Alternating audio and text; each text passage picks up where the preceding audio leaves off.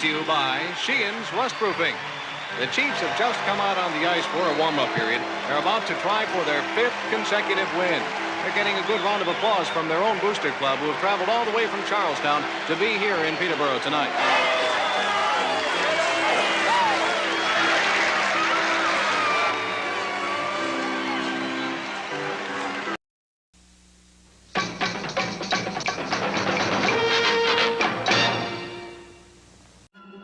Stop doing those diet or workout fads to lose weight. Use the tried and true approach from Rockin' That Ideal Life that helps you find balance while enjoying food in moderation and nourishing your body. Try the Lean 30 program at rockinthatIdealLife.com and let today be your last first day of your weight loss journey.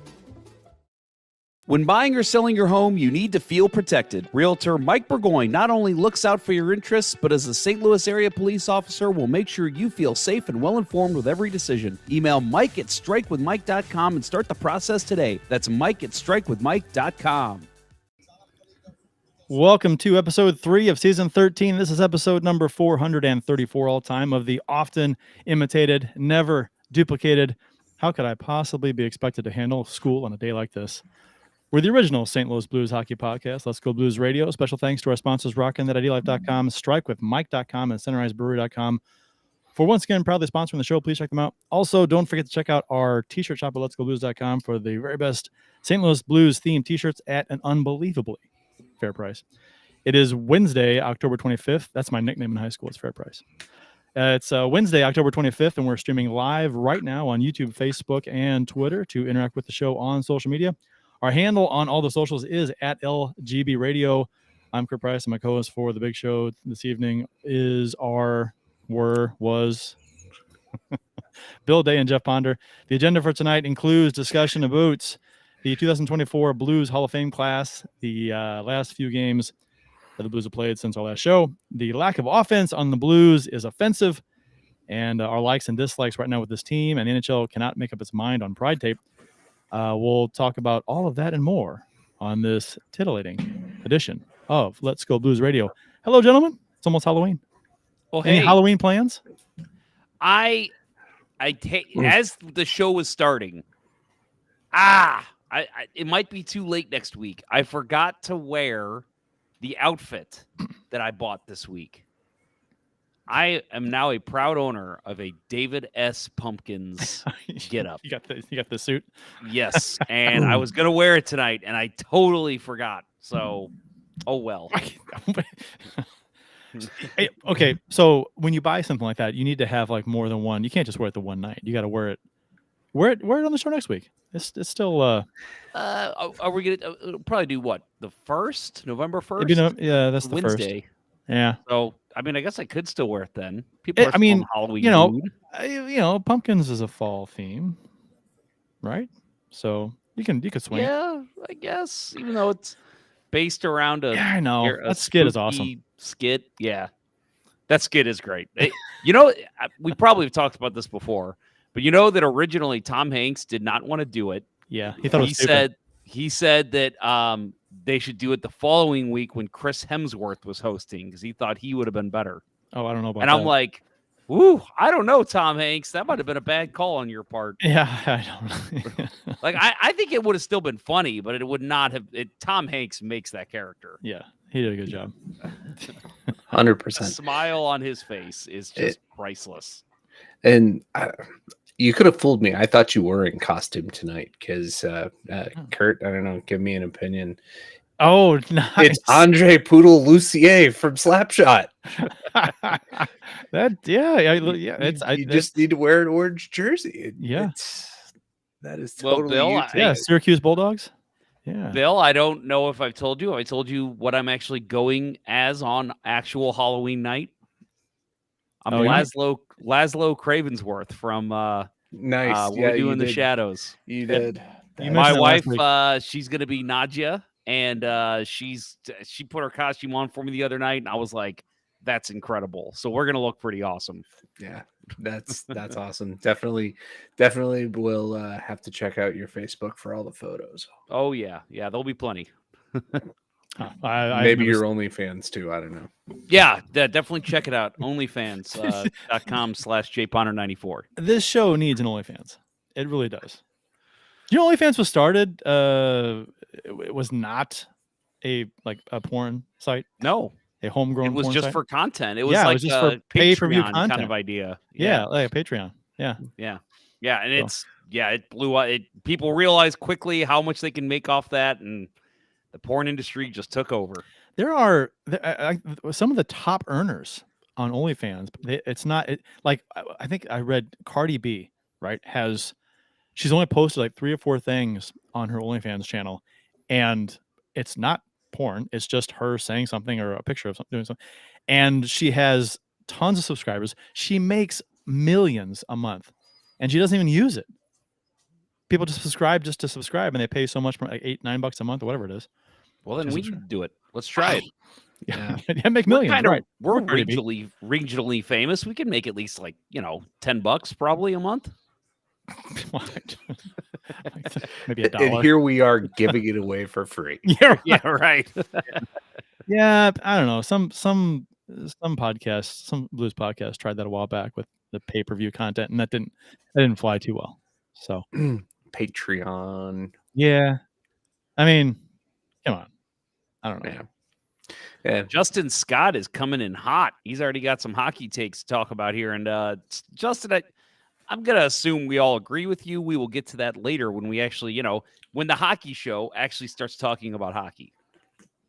Right. About midnight. I like it when they put those topics out there, though.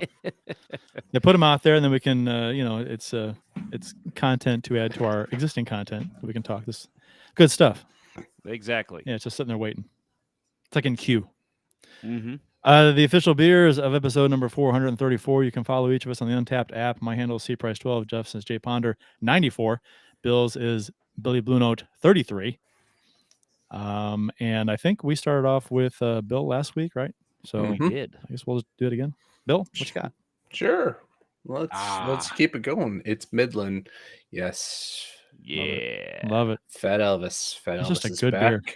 It is. I've been trying to work through all the Oktoberfest that I put in my fridge. So this is the first one I've had. I've had it in there for a couple of weeks and super excited to have it here tonight.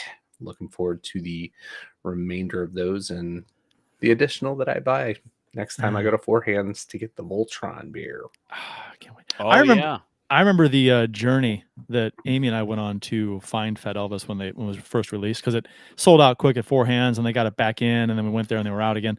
And so we went over to, I forgot where it was, somewhere in West County or something, to go get it. They weren't supposed to have it on tap yet. I forgot the name of the place. Llewellyn's had Llewellyn's Webster. Yep. Llewellyn's Webster. Right? They were not supposed to have it on tap yet, but they did. So we went there and we got it. It was delicious. I think it was who told the other one, me or you? I don't remember, but you. I think I told you. I think you did. Yeah, because I went there randomly one night. Yeah. I had a hockey game, and I was like, oh, hey guys, let's stop in for a beer. And a couple of us stopped in, and I saw the tap, and it said Fat Elvis. And I even said to the bartender, I was like, you don't have that in, right? You just have the tap ready. And she's like, oh no, we just got it in yesterday. And I'm like, give me that all night. And I don't care what it costs. Yeah, and that was the first time I ever had it, and I knew I was gonna love it. And oh my god, I was in heaven. And I think I even texted you while I was sitting there, like, "Holy shit, get to Llewellyn's. They've got Fat Elvis." It's peanut butter banana chocolate. I mean, what's not to like? Yeah.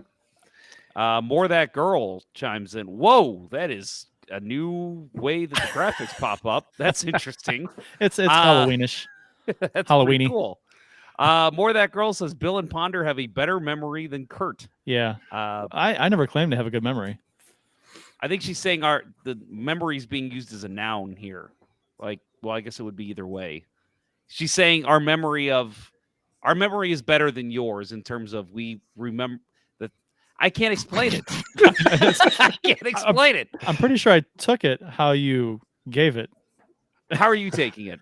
That you have a better memory than me as far as the occasion and what it's called. Yes. Okay. I thought you were saying. I didn't know there was another way to take it. Like I remember things better.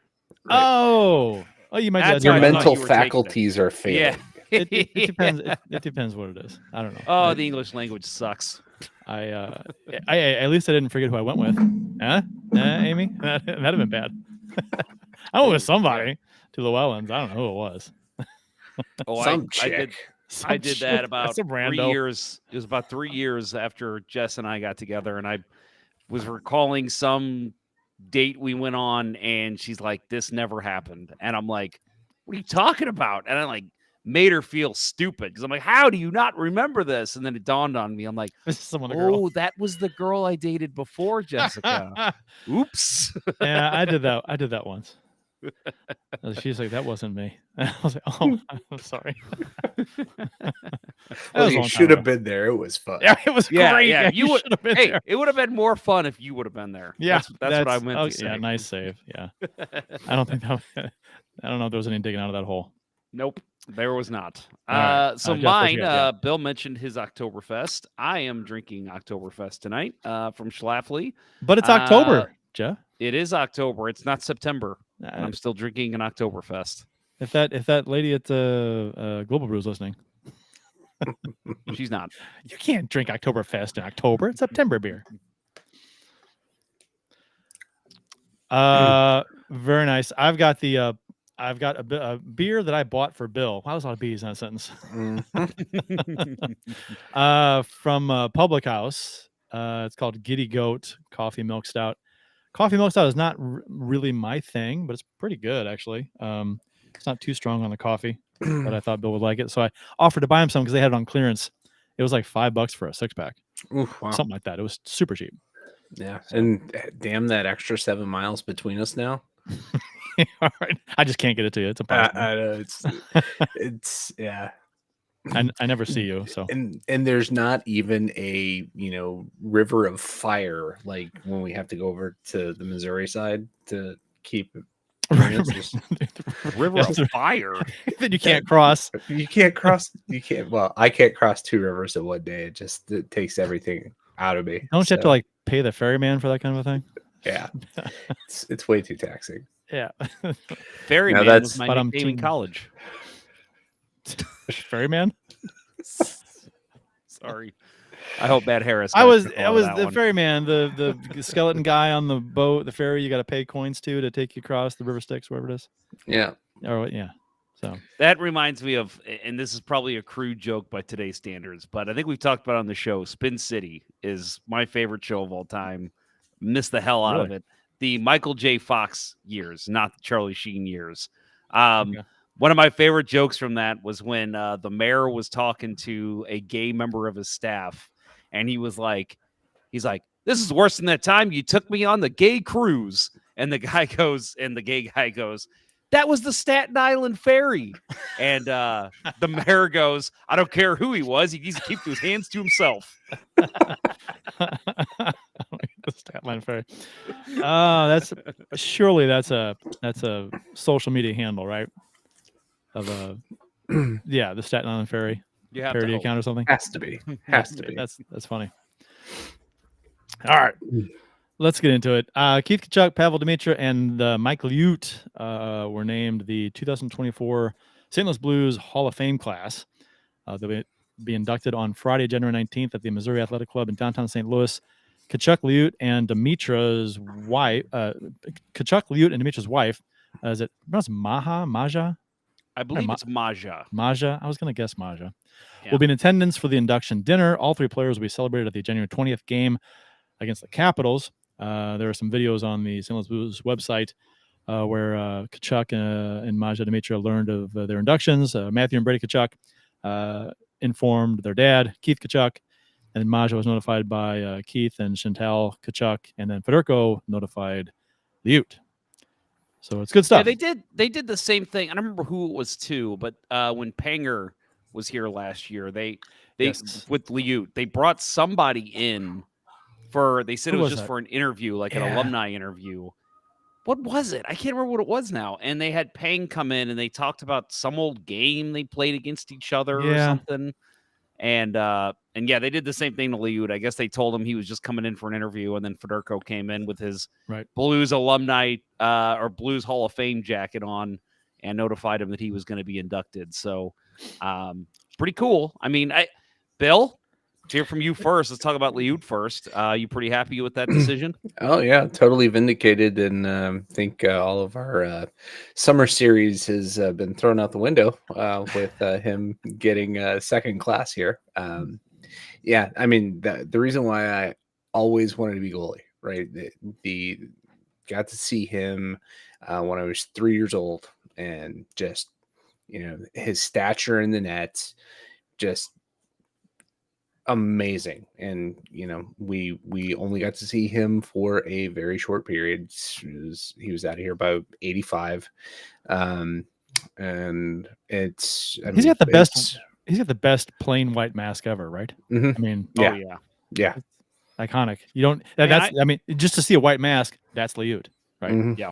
No design. I was looking at today, actually. I was looking at just his stats after he left here and how many good years he still had by those standards, by that day's standards, in Hartford and I can't remember where else he went on to Washington's play. where he wound up. Washington. Yeah. So yeah, and I was looking, I'm like, man, if they would have held on to him, who knows? And I know that's what we do here in St. Louis. Could they have won a cup if they wouldn't have got rid of this guy? Curtis Joseph comes to mind. Same thing with Liut. You look at the years he had when he left here, he was still good. And it's a shame because you think, too, we always talk about how the Blues never had that franchise goalie. Mike Liut leads this team and wins already. Had he had stayed another 3 or 4 more years, holy shit, he would have put up some monster numbers. Yeah. Wonder what would have happened, a possible what if segment.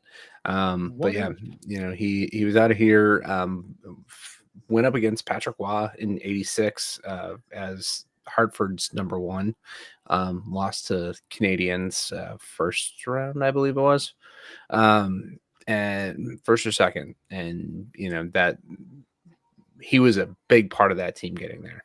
But yeah, it's going back to Kurt's comment about the mask, got to be the number 1 plain white mask of all time. Mm-hmm. I think that's 100% true. There are a couple other guys, Bernie Perrant, that's slightly less iconic. Maybe Pelle Lindbergh, special place in my heart as well. But yeah, that mask. And do yourself a favor, and if you haven't seen his mask when he was in the minors in Cincinnati, same mask, but with a great design. Was it the Stingers? Beautiful mask. Oh, absolutely. The Cincinnati team. Yeah, absolutely beautiful mask. Yeah. And he did a great job of melding mask with the uniform that he was in. Right, it made so much sense with as predominantly white as the Blues home jersey was then. It just works so well. Yeah. Been saying for a while now that if any former Blues player deserved to get his number retired, in my opinion, it's Demitra. The Blues. So the Blues Hall of Fame induction here for him is a no-brainer. You knew he was gonna. You know it was coming. It was just a matter of when. And Liut, Tkachuk, and Demitra, slam dunks, right? As far as being inducted, the Cardinals have their Hall of Fame inductions every year, and some people are like, really, is he gonna go? I mean, he's not really a Hall of Fame caliber guy. Like, they're forcing people in, but it being early on in the induction process for this Hall of Fame, there's a bunch of guys, that are gonna go, no brainer. So, and these are 3 easy picks for me. So, with this being the second class, but the first class after the initial, inaugural, like all the guys that were definitely getting in the retired numbers, and with this being that first class, I'm glad they went with 3. I'm okay with them kind of loading up on 3. I think going forward, I'd like to see maybe 2. Yeah. You're gonna run out of players really quick. I mean, we could say all day long the Blues have had a rich history. They have, but compared to like the Cardinals, who've been around for 120 years or whatever it is, like, that's double the amount of time the Blues have been around. So I would like to say that they are going to maybe not be pushing 3 every year, but your first 3 again that aren't a part of that initial class, this nails it. I mean, Tkachuk's still a part of the St. Louis community. Again, we've talked about Mike Liut and his contributions to the Blues, and then, Pavel Demitra, just, again, one of the, you said it, Kurt, that the guy that, could easily have his number retired next by the Blues. I don't think it's going to happen at this point. No. But if it were to be, hey, we're going to retire a player next year, it'll be Demitra in my mind.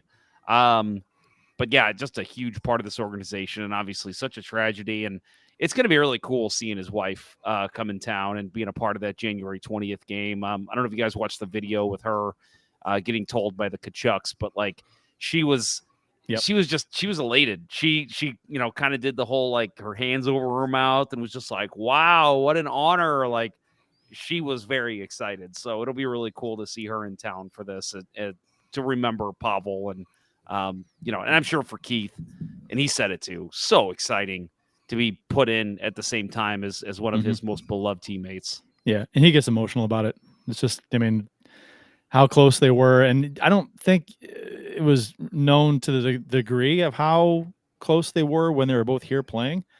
But you kind of found that out after the fact. So how close they were.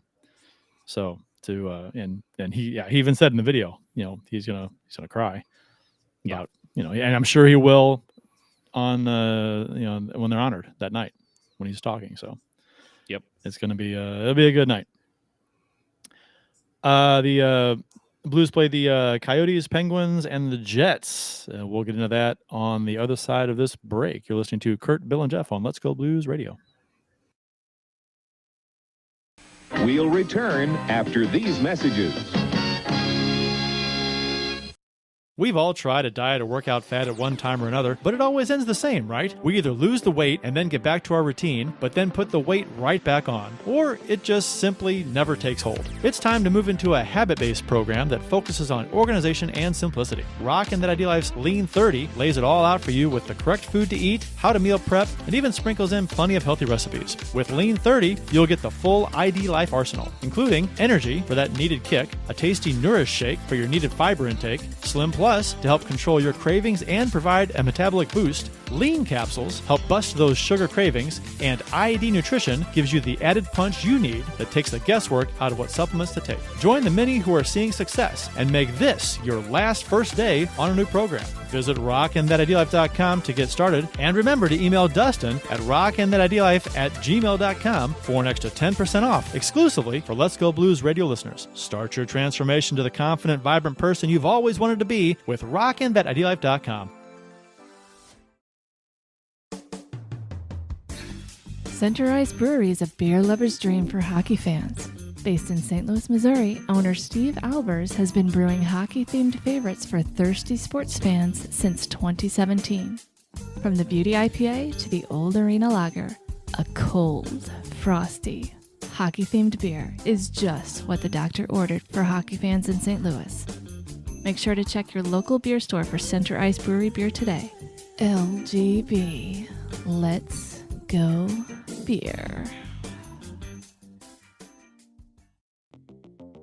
St. Louis hockey fans know how it takes a reliable captain and a team of hard workers to achieve major goals. As a police officer and a hockey player, Realtor Mike Burgoyne would wear the C in any situation. As a leader in the home buying or selling process, Mike has surrounded himself with a team of trustworthy inspectors, lenders, and escrow officers that work together more cohesively than Hall & Oates. And as a member of many teams in his life, Mike knows the service our first responders, veterans, nurses, teachers, and yes, even you Let's Go Blues Radio listeners provide the community, so he offers special rates to those individuals. Find the value in Mike's leadership and teamwork today by emailing him at mike@strikewithmike.com or calling 314-753-4060. He'll work closely with you and only show you the homes that match your goals. That email again is mike@strikewithmike.com or call him at 314-753-4060 and succeed with your new teammate today.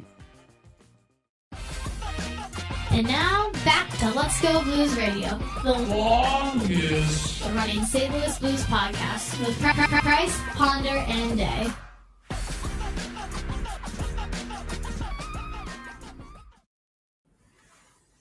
I asked you guys what you were doing for Halloween, and I didn't even share what I was doing. We're, well, let's hear it, son. Amy and I are going to the Casa Loma Ballroom for their Halloween party. Are you allowed back in there yet? It's Bill and my cousin Jeff and I and a couple other friends of ours and their girlfriends and whatnot. So we went there for the Y2K celebration, New Year's Eve. And Wow. yeah, I'm wouldn't be shocked if some of our faces are posted up on the wall there saying "Do not serve." All right. What did you do? I didn't do anything. But I ended up holding a trash can in the bathroom for one of the people in our party who was filling it up with puke. Yeah, And, I just used. You can't be blamed for that. Right. You all thought the world was coming to an we end. did, and I had really just literally days before graduated college, so I was getting my celebration on. Yeah. And I the plastic party hat that I had doubled as my puke bucket. Oh, yeah, those don't hold puke, sir. they do though. They do until They you do. stand up and knock it over when you're being thrown out. Yeah. Oh no. Yeah. That was, I mean, that was a night. I remember there was a Beatles cover band. Yep. Right, playing. And my cousin Jeff is a huge Beatles fan and was at the time, and we're on the dance floor there, and he's like wanting to like crawl up on stage or something or grab a speaker, and one of the band members while playing is trying to shoo him off the stage. I'm trying to pull him down. I'm like, dude, come on. Yeah, we were out of hand. It was That reminds me of the night that the Blues won the cup, and we were at, I don't remember what the bar was. It was the Shark Bar. Oh, BBV at Ballpark Village, but they had renamed it for the playoff HPV. run. Yes, that's exactly what they renamed it. No, they renamed it because they played the Sharks in the Western Finals. So I don't remember what they named it something else for that. I think during the Stanley Cup. Yeah, final they had too. they had something over the top of it, right? Yeah. So the Blues won. We're all partying. We're going nuts, and they invite all the girls that are on stage. Like, girls, get on stage. And I didn't hear them just say girls. So I jumped on stage, and this guy's like trying to shoo me off. And there's like 4 guy Blues fans that are like holding me and like pushing me back on stage. And I'm like, guys, he said no guys. They're like, the Blues just won the cup. Fuck it. Stay up there. And I'm like, and the guy was like, yeah, he's right. Blues won the cup. Everybody get up here. And I was like, okay. But yeah, it was funny because, guys normally are not allowed to come on stage, apparently, at the Shark Bar. No, I would imagine that they wouldn't let guys do a lot of stuff that girls do at the Shark Bar. Yeah, exactly. All right. Blues get trounced by the Coyotes 6-2 last Thursday night. After playing 2 pretty good games to start the season, this was simply a bad one for the Blues, and the score was every bit representative of the actual game. Joel Hofer got his first start of the season. I didn't think he looked particularly good in this game. I don't think he looked good. I don't think he looked bad. I thought there were there were 3 goals that pop out in my mind, and 2 I didn't like at all. So it was I agree. 3 I didn't like at all, and 2 were worse than the other one. I guess the one the shot off his glove when he slid across, it bends his glove back, and I was like, and you had that. And then the 2 ones where they cut across the middle and the 5-hole. Yeah, shots. the backhand, the whiff back on Keller cut across the middle. Keller, yeah, that was his pad just lifted off the ice, and the puck goes whoop, right under the pad. I'm like, dude. Yeah, and so I don't know, 2 5-hole goals that the leakers that went through, and then the glove, the trapper one that didn't like. Yeah, the Schmaltz goal that he slid out of position, and Schmaltz put it right center of the net. At that point I was like, yeah, he's rattled, and we're seeing a bit of a case of the Jake Allens here. Yeah, okay, let me rephrase. I want to say he wasn't good and he wasn't bad. He wasn't terrible. Like, that was a performance I feel like they still, if they would have put up 3-4 goals and would have played better defense, they could have still won that game with some not great goaltending. But they didn't have the offense. The defense did not help him out. No, There was a lot of cross crease, no backdoor tap-in still, which was great, but there was a lot like that first power play. They just worked the Blues and every pass got through, no sticks in lanes. Yeah, it wasn't that. I agree with you. It wasn't that Hofer was like the glaring problem in this game. There was a bunch of stuff that was just you could it was like anything thrown on the dartboard. Yeah, that was a problem. Yeah, that was a problem. Yeah. We're getting the easy talking point out of the way early, right? Just the goalie wasn't that great. No, I mean he could have been better. He made some nice saves too, but a couple of softies in my book. So the PK was terrible in this game. Allowed 3 power play goals. Yes. Including Arizona's first goal of the game in the first period. So it's just like sloppy coverage, sloppy puck management in this game just killed the Blues. And Keller continues to kill the Blues every single game. Dude, what did they? I need to look up the stats, but against the Blues, he's put up like 24 points in like 18 games or something. Yeah, it's over point a game, and just sign him already, right? I know. He's making $7 million a year or something like that. Yeah, his contract's ridiculous. It's pretty high. I gotta look it up now, but he every time he plays, I'm like, man, like stop coming home, stop coming here, Clayton, stay in Arizona. You want hockey reference? Yeah. Okay. Yeah, I'm looking. Against the Blues, 25 games played, 11 goals, 26 points. Like that's pretty damn good. Yeah, you're over a point a game guy. Yeah. On a team has not been particularly good, right? Since he's been by far, well, not by far, but the most points he has against any other team. Okay. He's played more games against the Ducks. That's a team he's scored 21 points against. So in his world, he would play against the Blues 82 games a year because he would be a 100-point scorer. Alexandrov had a bad game.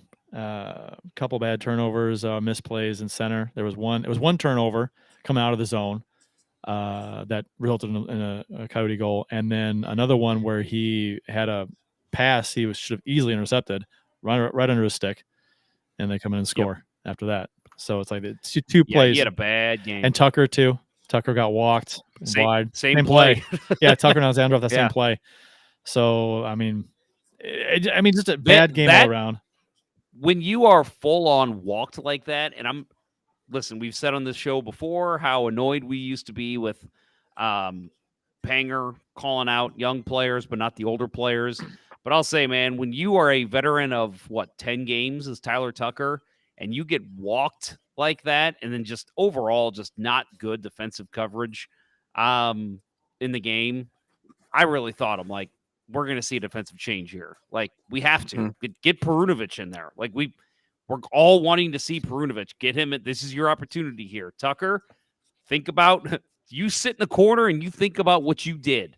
You take him out of the game, let Perunovic have his moment. And if that doesn't work out, put Tucker right back in next game. But I mean, we'll get to it, but that is not what happened. No. I kind of it's been 5 games now. I was expecting to see Perunovic a little faster. A little sooner, than maybe next game. Yeah, so. And that was the perfect opportunity, the perfect reason for it to happen in the Penguins game. But no, Arizona was 3 for 4 on the power play. Blues were 0 for 2. The Blues lost the faceoff battle 44.6% to 55.4%. Hofer finished his first start of the season with a negative 2.11 goals saved above expected, which is below expected. Stopped 36 out of 42 shots, and 3 of the goals against we talked about that were from from low and medium danger areas. So, and the other 3 were of course high danger. And again, we'll talk about this trend here a little bit, probably more, but the fact that he faced 42 shots. Yes. I mean, that's a lot of shots. And listen, I said this during the game, and I still believe it. Coyotes are a much better team than I think people are giving them credit for. I think they are going to be battling for a playoff spot this year. I don't think they'll get it. I think they'll be there. So they're better than what people are giving them credit for. But, I mean, their offense was prolific in this game. And it wasn't just like Arizona just had it this night. It was the Blues played awful. They did not cover guys. They weren't picking guys up. And shots were coming from everywhere on the ice. Just not a good game. Yeah, the Jersey power play goal was just disgusting. I mean, he was allowed to walk to the ladies' tee, and Nick Leddy had time to try to get out and cut him off, and instead he slid off to the side of the net. And that just, if I'm Joel Hofer, I'm like, the fuck are you doing? Yeah. Why are you even out here? If you're not going to try to cut the lane down, Jesus Christ, what is your purpose on this PK? It was terrible. Yeah. Just absolutely disgusted by that play. Well, and then just a super clean face-off win too. Like you talked about the face-off battle, Kurt. Face-offs were bad for the Blues this game. And every one that the Coyotes won, it was like this goal that Bill's talking about. It was a clean, super clean win. And then, like you said, like parting of the Red Seas, the Red Sea. It was the Blues just stepping aside, and Jersey literally just, I felt like he was looking like, okay, where's my challenge? Like, when is somebody going to step up on me? And nobody ever did. And he just kept gliding towards the net, took a shot and scored. It's just, yeah, you gave him a freebie on that one. Yep. The Blues did bounce back the following game and beat the Penguins 4-2 to close up the homestand. So after a good, decent first couple games of the season, the Blues played poorly in the third game against Arizona, and as expected, fans were out in the streets with pitchforks. Just sky is falling. The Blues had a bad, terrible game, and they're like, "This is who they are." Okay. It's the bipolar nature of social media. Do we want to talk about Justin Scott's comment now, or do we want to wait? Sure, go ahead. Bring it up. You got it? Here we go. It's hard to read. It says, we are not into the hockey portion of the show quite yet. That was earlier, obviously, but I truly do believe people are blowing these one-game losses way out of proportion. People are doing way too much panicking. Let me ask you guys a question before we really get into it. I want to ask you guys a question. How angry have you been with these losses? The Coyotes game, I was angry and like had that gonna be a long season kind of feel, but I didn't take to social media, and I was annoyed.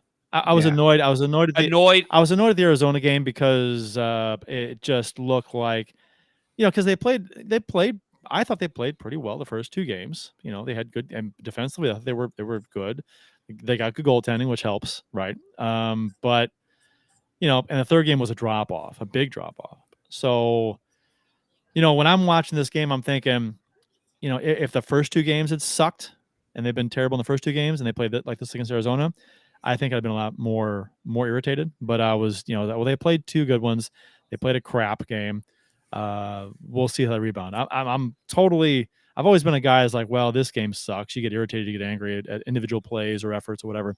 But, to me, it's like, okay, next game, you got to show me something. You got to rebound a certain way. You got to improve your play. You got to fix what you did wrong coming off that bad loss. If you string together a bunch of losses in a row, like we saw against Arizona, then I get angry and irritated, and all the vitriol on social media is kind of justified because the team's just playing like ass over a longer period of time. One game, though, like Justin Scott says, yeah, I mean, they're throwaway games, right? I mean, so as long as they don't keep doing this in a series of games. I think annoyed is the perfect word for me too, because especially after, like you said, this Coyotes game, I was annoyed. I was like, because like you said, first two games they played well. You got kind of high hopes, like, okay, division rival again here. A team that really might be on the same level as the Blues this year. Let's just see a good effort. And so it was annoying to see just them get worked all night long. But overall, in this game and then the Jets game, which we'll talk about later, I was like, this is just kind of what I expected with this team. We're not. I've kind of let myself get out of the let's see what we can do in the playoffs. Like, let's just get there kind of mode and just say this team probably isn't going to make the playoffs. So why get all bent out of shape if the Blues are going to lose a couple games here or That's there? an interesting, and I've thought about that. It's a good take that it's almost like people need a reality check, right? Because the expectations of this team going into the season were there's a good chance they're going to miss the playoffs. I mean, that shouldn't be should if they miss, it shouldn't surprise anyone, right? Because that was kind of the general expectation. If they do make the playoffs, hey, then they're better than you thought. Okay, but it's a great point because people get all upset about the first bad loss of the season, right? And it's again game 3, and people get all bent out of shape online. Like, what did you think this team was? I mean, did the first 2 games give you false hope? As far as like, well, the defense is playing pretty well. The goaltending is getting they're getting great goaltending, and the forwards should come around, right? Because the offense should be the strongest part of this team, but that hasn't been the case so far this season. Yeah, I'll say that I have not been angry at all. I mean, I've been a little, like you said, annoyed, maybe slightly angry towards some of the choices on some guys playing. Scandella, excuse me. But Personnel outside decisions. of that, and that's always a fan thing. It's person who's playing what. It's no matter what sport it is. Yeah, fans have the and so I'm not going to say I've been really angry at all. I've just, for one, at this point in the season, I'm just happy hockey's back. Like I'm sitting here watching hockey on a fucking Thursday night. Yeah. Like this is great. So there's that aspect of it. And yeah, my expectations are tempered. Last year, if this was how they started the year last year, which it kind of was, I was a little pissed because the thought was this team came close to beating the Avalanche, the Stanley Cup champions, in the playoffs the previous year. Let's see them do that again. And it wasn't there. So last year, there was some anger, but right now, no, this is kind of what I'm expecting, a 500 hockey team. And that's right where we're at right now. So I had commented before the Pittsburgh game, like the morning of, I guess, that if the Blues played well and they win, will the outraged fans from game 3 apologize for losing it right over one game?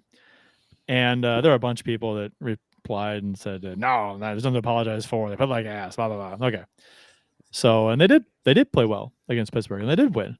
And so I was like, I just kind of laughed. I was like, it's just like will this let people know that, hey, maybe don't overreact over one game, but no, that's not gonna be the case. So fans are gonna fan. Yep. Bennington was back in net in this game, made 31 saves. Brandon Saad scored twice in a 4-2 Blues win versus the Penguins. I thought Saad could have had 4 goals in this game. He was a man possessed in this game. It's funny because he had 2 goals, and I'm thinking he didn't play very good because he could have scored 4 or 5. Right? I mean, if you score 2 or 3 less goals than you should have, I don't know. The effort on that first goal from not just him, but Kyrou and Thomas to keep that play going, and Pittsburgh kind of laid down and died there towards the end of it. But yeah, they were going, and I'm like, ooh, look out. This line might be what this team's hoping for right now. Yeah, Saad was playing on that top line with Buchnevich out. So that, I mean, and that was a goal mile scramble, right? And Thomas made a nice play. Well, it would have been a nice play over to Kyrou, but it goes off a skate, a defenseman's skate, and then right to Saad, who buried it. So, yeah, and it's that dreaded offensive guy gets to bury the puck in the center of the net kind of situation, like in the Arizona game for us. So it was had a good feeling after this goal. Like we righted the ship. Yep. Although full disclosure, I watched this on replay Sunday morning after I was at the City games Saturday night. So, oh, unfortunate. I had a much more fun. Well, it was. I'm sure it was still fun. It was, but I had a very fun evening. I know I told you guys about it last year. You should come with me next year. beer fest at St. Louis Science Center. All the local breweries get together. They just sample beer all night. And they get a bunch of other ones. There's some from New York, Colorado that came. So it's a blast. So yeah, we sat around and got drunk at the Science Center. That was fun. What's the beer fest that Urban Chestnut has every year? The Wolpertinger. Yeah. Oh yeah, That thing where Yeah. all the tons of breweries there, just giving out. You get a mug and you just go around. That was fun. Went there a couple years ago, probably 3 or 4 years ago. So yeah, solid scores in the first period. Then Malkin ties it up late in the first, just seconds to go. Blues were on the power play. It had just expired. Malkin comes out of the box. The Penguins go to clear the puck, and it is right to Krug at the point and bounces over a stick. And it goes right to Malkin, who's got all the time in the world, just skating on Binnington, slows down, takes his time. And scores. What does this goal remind you guys of? Remind me of nothing. Pietrangelo at the point. Well, yes, but no, I was thinking Taves' goal in 2015. Yeah, a little bit. Where like that was right comes right out of the box, Yeah. right on his tape. He has all the time in the world. That was such a they were both bad luck. That the Taves one was like Duncan Keith, right? Just turned around and wheeled it and fired it out of the zone. He said he was swears he did not know he was there. It was right on his tape. He was just shooting the puck out right on his tape. Yeah. This one, it was clearly a pass. Like penalties almost expired, and the Blues were kind of pressuring. Mm-hmm. So it's so easy for people to get pissed at Krug for that puck going over a stick. He's trying to keep the play alive, and the Blues are bearing down on the goal. This is just one of those unfortunate, like, went over the tape, boom. It's only one of the best goal scorers in NHL history that's coming out of the box. You hope Binnington makes that save, but then again, even if he makes that save and there's a rebound, there's nobody within 30 feet of Evgeny Malkin. So, just an unfortunate play, I think, for the Blues, and it really didn't even upset me when I saw it. It annoyed me because I thought the Blues had played a really good first period, I thought, and we're up 1-0. I thought, okay, we'll have the lead going in the second, and then that shit happens, and 6 seconds to go or something in the period. Yeah. Well, I mean, it's bad luck. I see why you're upset about it, but I'm saying I don't blame anyone in particular. But I wanted to. I did too. Like, I went back and I watched it like 3 or 4 times. Like, whose fault was this? It's just shitty bounce. I guess. I mean, what could also have happened? You could have said, well, Krug could have went down on one knee and made sure it didn't leave the zone. No. Or you could have, he could have gotten his leg in front of it to make sure it didn't hop over his stick. Would have, could have, but that's not typically because he's looking to corral it and shoot or pass, right? Exactly. So that's the point. You can tell the way he played it. He was trying to get it and stop it, and then in the same motion whip a shot back on net. And it just unfortunate didn't work happens. out. Second period, Kapanen created something out of nothing. Fantastic goal. Fantastic setup, I guess, by Kapanen. He dances around a couple Penguins players in the slot, drew Jarry out of the net as he went wide on the goal and slides a pass to Neighbors just out of the reach of Jarry's glove, who Neighbors at the edge of the crease and for a tap in on the far side. Beautiful play by Kapanen. Yeah. Kapanen was buzzing this game. Yeah. You could tell he was like, fuck you, Pittsburgh. I'm pulling a Ron Burgundy. Fuck you, Pittsburgh. He was raring to go, and that move, that's the best move. That's the best play he's made as a St. Louis Blue. Yeah, the only guy on this team that wasn't really buzzing and still had a solid game was Sundqvist, right? Pittsburgh ties Brandon Saad from there. Kapanen cut by them. Yeah. Beautiful games by those guys, and love to see Blues getting on highlight reels. Doesn't happen often enough. And then there was a break-in play by Toropchenko, stopped by Jarry. The puck came to Parayko at the point. After that, he lets go a booming slap shot, whizzes by Jarry and in with the help of a Sundqvist screen in front. It's been a while since we've seen that out of Parayko, and what is really good to see this season. I think, and we can talk about this more a little bit later. But Parayko, I mean, he's doing everything he wasn't doing last season, right? He's carrying the puck out of zone. He's dominant in the neutral zone as far as progression of the puck up the zone, up the ice, and he's got that. He's got a goal now from the point on a nice shot that he needs to get on goal more. Again, Justin Scott in the chat, Parayko has been a very good bright spot. Yes, he has. He has had a great start to the year, and that's huge. That booming shot. I mean, I missed that.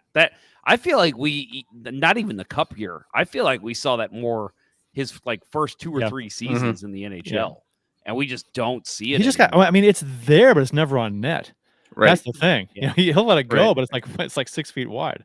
Right. It's you kind of wonder if it was him being afraid of hitting somebody and killing them, or if it just that the Blues are like, you're turning the puck over by shooting, so taking the booming slapper, so just throw wrist shots at the goal. But yeah, whatever it is, he came into this season with a different focus and is playing to his strengths, and it's amazing to see. If we can get him a good partner, it'll be all the better. I was hoping on the replay that it wasn't tipped. I wanted him to get this goal. Yeah. I wanted this to be his. Although Sonny, great net front presence. Sure. With great screen of Jari. And Pittsburgh did a bad job of coverage. And I don't care if you got a 110-mile-an-hour shot coming at the net. If there's no screen, the goalie's going to stop it. Right. I think they said it was 87 miles per hour. Is that it? Yeah. I was surprised to see. Did you see what the hardest shit? Did you guys take a look at the new NHL Edge stats that are coming out? No, I haven't seen it. They released a lot more of the tracking stats. You mean? Yeah. It's all the tracking stats that has not been available to us, anyone. But it is available now. I think it's NHL.com/edge, I believe is how you get to it. The hardest shot last year in a game, surprisingly, was like 102.1. And I'm like, man, I really thought the way some of these guys one-time it. Yeah, right. I really thought the way these guys one-time it, I'm like, these shots are probably coming in harder than we see in the slap shot competition, but clearly not. I'm there right now on Edge, and you can select team. Man, goaltending stats are interesting. Yes, there's some I could lose a whole day on that site. There's some. Apparently, you guys know who recorded the fastest skate time by a defenseman all of last season? Was it Parayko? No. Okay, Parayko's up there. I could probably give you, I'm not kidding, 80 guesses, and you would never get it. Jack Johnson. Jack Johnson. He's the slowest. There was apparently one play where he just booked it, and he recorded the fastest skating time from any defenseman. Faster than McCarr, faster than Gerard, all of them. Yeah, he and McCarr swapped trackers in between. That's what it was. There's no way. Either that or he saved up all of his speed for his entire career and burned it on one skate. Because apparently his average speed was ridiculously lower than that, but he just had this one burst that just jetted him across the rink. Interesting stuff to see what guys can do in the moment. So yeah, definitely check that out, fans, if you haven't yet. Saad got his second of the game on a 2-on-1 with Thomas. Saad just picked top shelf on Jari. Great shot by Saad. And then Pittsburgh got their second goal of the game late in the third to cut the lead to 4-2. Fluky play. Saved by Binnington. Rebound goes off Blais in front. Lands at the side of the net, far post, where a Pittsburgh player had just come from behind the net and just kind of slammed it in. Binnington almost got over to get it too, but he couldn't. So kind of a bad luck goal there. Yeah, I hated seeing him give up a second goal, but like you said, fluky play, shit's gonna happen. Yep. Even Bill Day has given up a fluky goal or two in his day. He's also made fluky saves in his day, which doesn't happen at the NHL level very often. The Blues were outshot in this game 33-21, which has been a theme this season. Shots on goal have not been, in abundance for the Blues. I will say the good news is I think they have been giving up a lot of shots, but I think the quality chances have gone down in comparison to last year. Yeah, for sure. Against shots against. Yeah, Yes. I Yes, agree. sorry. I agree. And I think, when people just look at shots against versus, shots for, obviously you want to have more shots on net. I mean, it looks good, right? And less against. You get it, right? I get it. But no, I agree. So many of these shots against are from the outside, and there's not a ton of chances in close. Teams are going to get chances in close. They're professional hockey players. They're good. They're going to get some chances. But I agree with you. They've limited these chances, especially compared to last season, quite a bit. And so, take the shots against with a grain of salt to some degree, because you gotta watch the games, right? You got to see where these shots are coming from and how dangerous these chances are. Because if teams are going to be peppering, Bennington is shooting from everywhere. Well, you can't, and the Blues are blocking a lot of shots too. Despite my rant last week, I do think that this is where maybe looking at your advanced stats does help, because even though there's been high danger chances that were not recorded as high danger chances, for the most part, those kind of low versus medium versus high danger chances will tell you the Blues defense is doing better by comparison than it was last year. Because, Bennington would tell you, any goalie would tell you, Bill, right?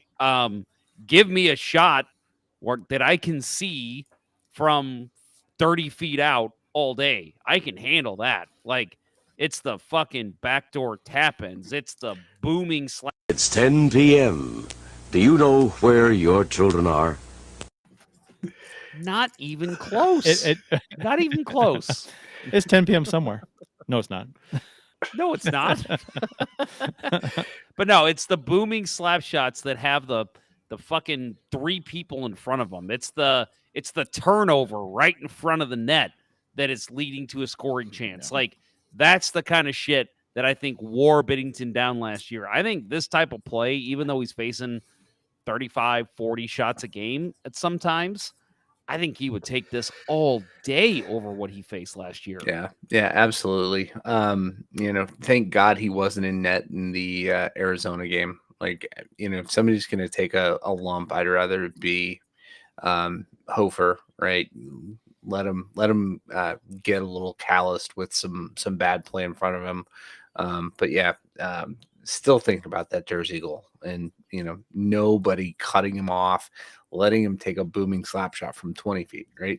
That you almost have to say, we could argue that that's a high danger scoring chance, because if you get to tee it up from the hash marks, you're probably going to score. And it's the team has done a good job of eliminating secondary chances. I think that's been a huge part of it. Go back to first game of the year, Saad clearing the puck off the line, when everybody's crashing the net. I think they've done a very good job to this point. It's funny because people have noticed that the defense has improved, but they're saying, well, the offense has suffered as a result of the new defensive scheme. And I don't think that's necessarily the case, because when the Blues have had chances, right? But they've had trouble finishing. They've had some golden chances. Kyrou 2 breakaways against Winnipeg. Yeah. I was going to say, first period of last night's game. Yeah. Jesus Christ. Yeah. And they just haven't buried enough of their golden chances. You would like to think the pendulum would swing back the other way, and we start to see some of those shots go in a little more than they are now. But their zone time is suffering. That's a problem, and that has to do with if they get a chance, but they don't get second chances. So they've got to work on getting second chances. They got to work on sustained offensive zone time, because the sustained offensive zone time, best defense is a good offense. If you've got the puck in the offensive zone, they're not pepping your goalie with shots either. So if you can get a little more zone time, that's a little less time they're going to be in your zone. So, and more shots for you. I forget what the idiom I forget what the idiom is, but it's whatever it is about what just because one thing's true doesn't mean the other thing has to be true. You mentioned people have said the defense is better, but the offense is suffering because of it. Yeah, I think the offense is suffering because the offense is suffering. Yeah. I don't think it's like, well, they implemented this new system on D and the Blues just no, because the Blues still have this. The breakout strategy to me has improved. I think it looks better. They're not like they're getting a chance on the breakout, but then they're not maintaining puck control. They're not getting somebody crashing on the rebound who's going to like slide it back to the point and then the point works it around. Like we're not seeing that overall pressure. We saw it a little bit, I think, last night, actually. I think there were points in the game where they looked better than they've looked all year. I know it's, again, small sample size, but, I think last night they had moments where it was like, okay, this is what the offense needs to do. It's just they couldn't beat Hellebuck. Hellebuck, he was good. Has been a Blues killer in certain instances. Well, they say his record was like 11, was it 13-5 and 1 or 2 or something against the Blues? Something like pretty that. Good. And his GAA is like, I think, right at 2 or right under it. Like he's been a good goalie against the Blues. And so, and like I said, that first period, which go ahead. I was going to say, he's just been a good goalie, right? Vezina candidate several years in a row, right? Or several, many seasons in the last 5, right? He's been right up there in that conversation. And he had, apart from the 2019 playoff run, he's played so well against us. And it wasn't that he played bad, just Bennington outplayed him that series. Yeah. You know, and Jaden Schwartz was on a tear in that series. Yes. The the idea that the offense is suffering because the defense is playing better. I think when people say that, it's like a talking point. It's like nonsensical. It's like if you were to ask them, "Oh, can you explain it?" Like they can't. They don't. They have nothing. It's like, "Oh, well, it just sounds good." Because now as a Hitchcock coach team, that was definitely the case because he stressed we don't need to control the puck. We just need to keep players to the outside and then take our chances when we can. Yeah, but that's not what this team is. No, doing and they've had entering the zone. They've been okay, but they just haven't been in there that long. So it's not like they're not trying to get into the zone where they're playing safe. They're not doing that. They're entering the zone, but they're not getting any sustained offensive zone time. Right. Well, and I don't remember who it was. I want to say it was maybe Robert Thomas had commented recently, either after the Arizona game or after this game last night against Winnipeg, that they're not on the forecheck the way they know they need to be. They're not getting deep into the zone and attacking the defenseman and making their jobs hell.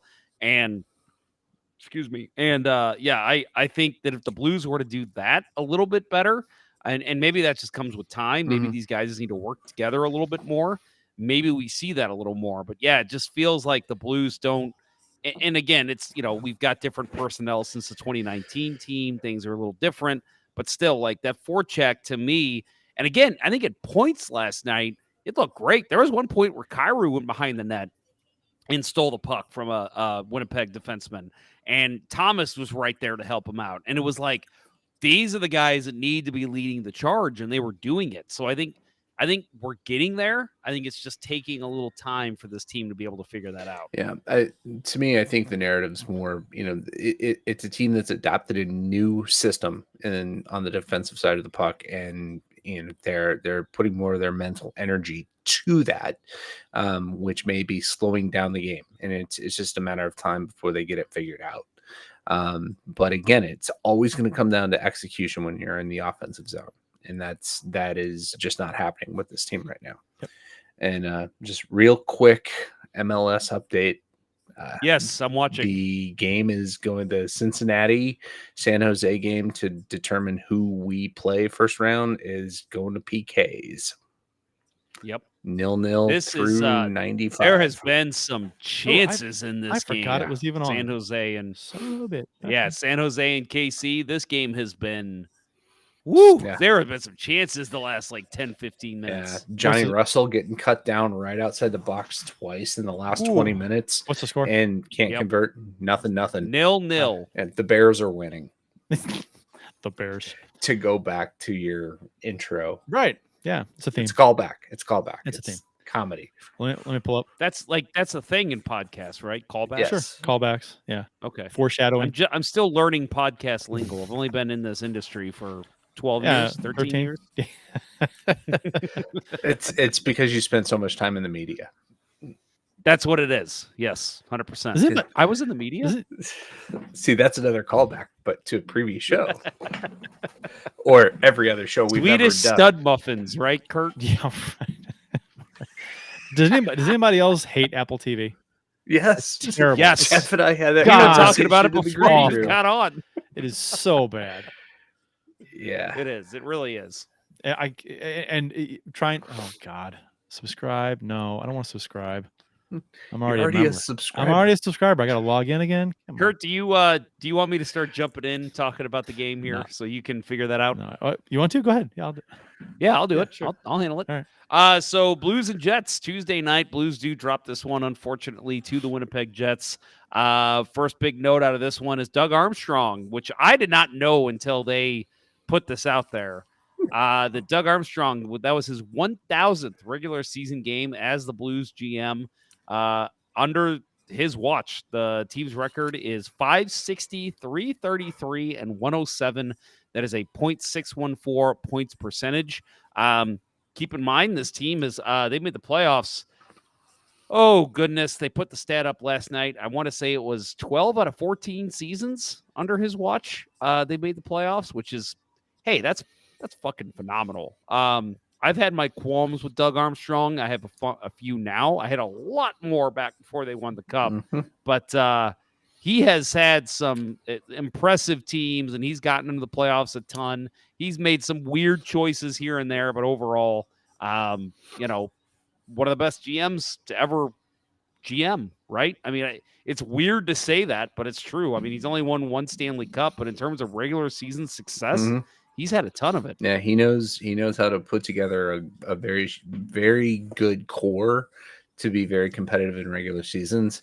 It's just these fringe years like we're in now. That's where it's like, he's really out of his comfort zone, and not willing to blow it up and start from scratch, but willing to suffer mediocrity. So that we can get back to it in a year or two.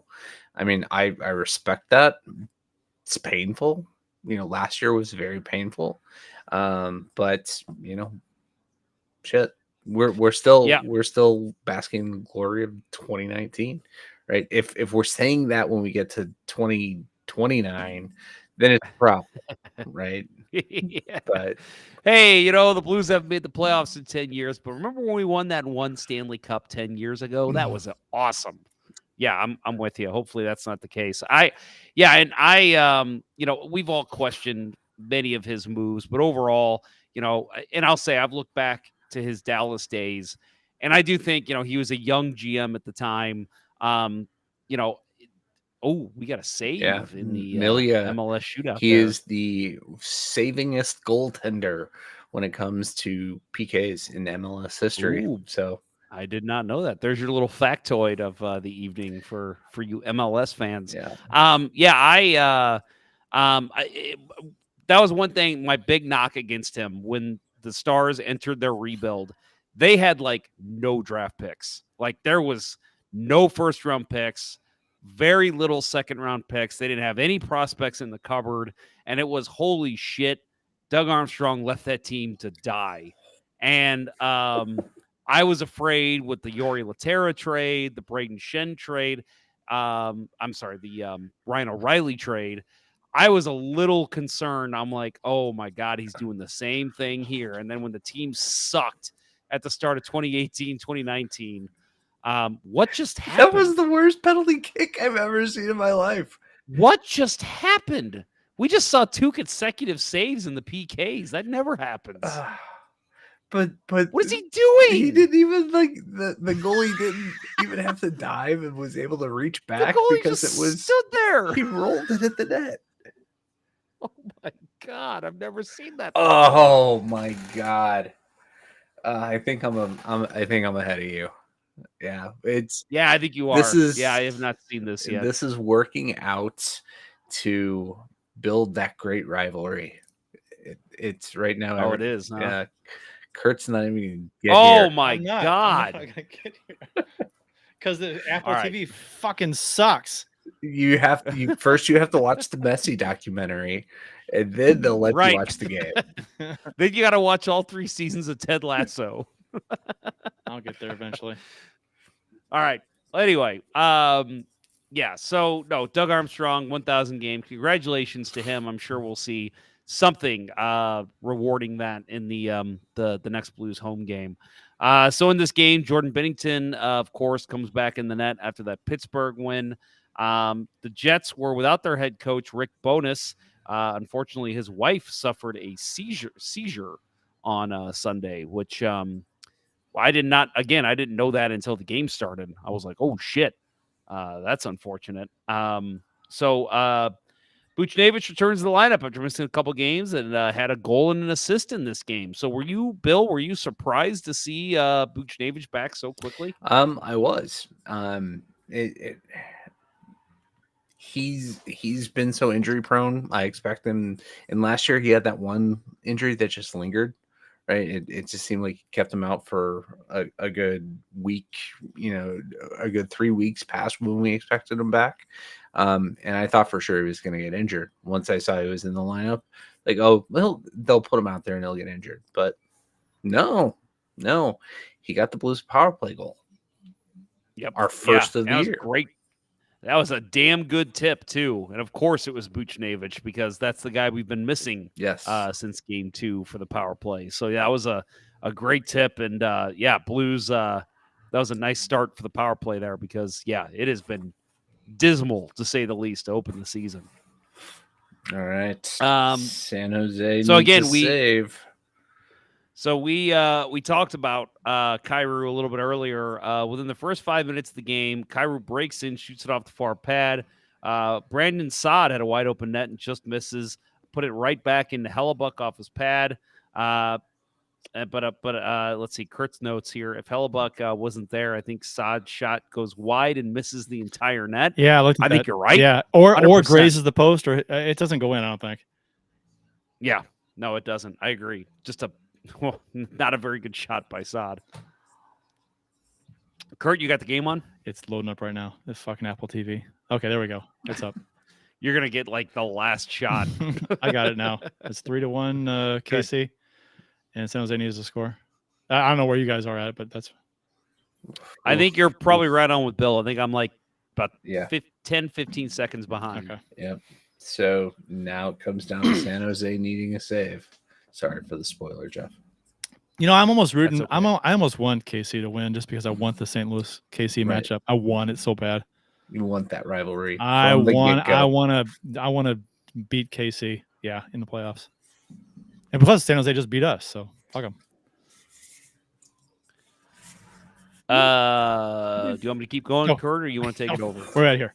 Where'd you leave off? A few minutes into the second period. Well, okay, so we're done here in the first period. Again, the Blues, so many chances in that first period. It was nuts, man. I'm like, they are got to put one of these in. And I said that at the end of the game when they lost. I'm like, sorry, spoiler alert, but like I was like, if they capitalize on one of those chances in the first period, I think that's a whole different game.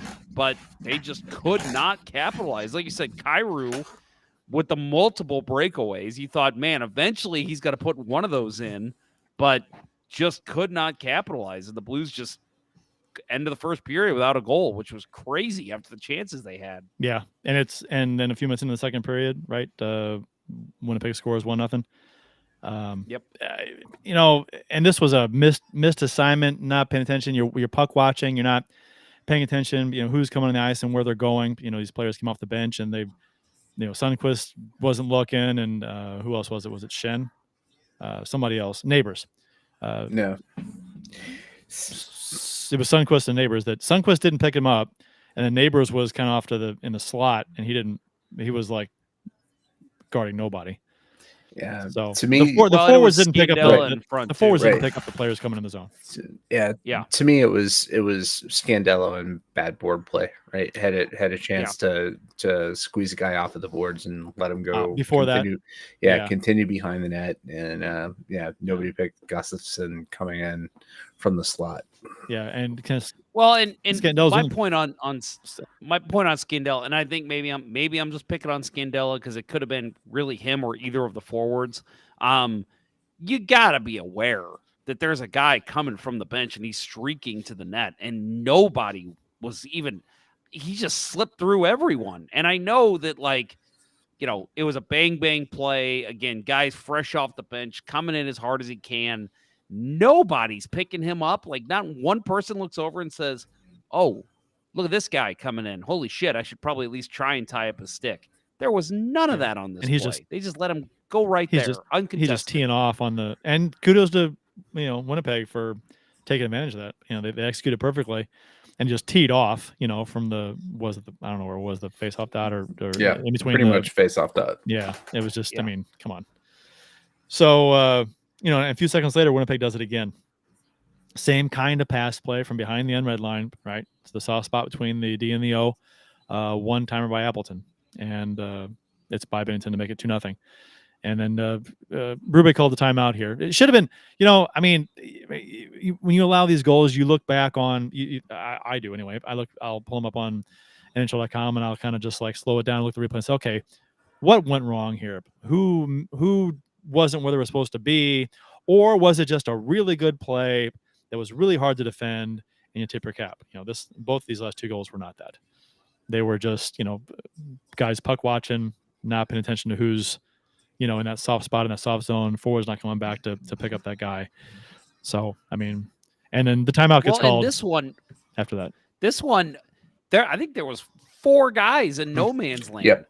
They were all just kind of standing I thought it was Shen. watching the play. I thought Shen was caught standing still at this point on this one.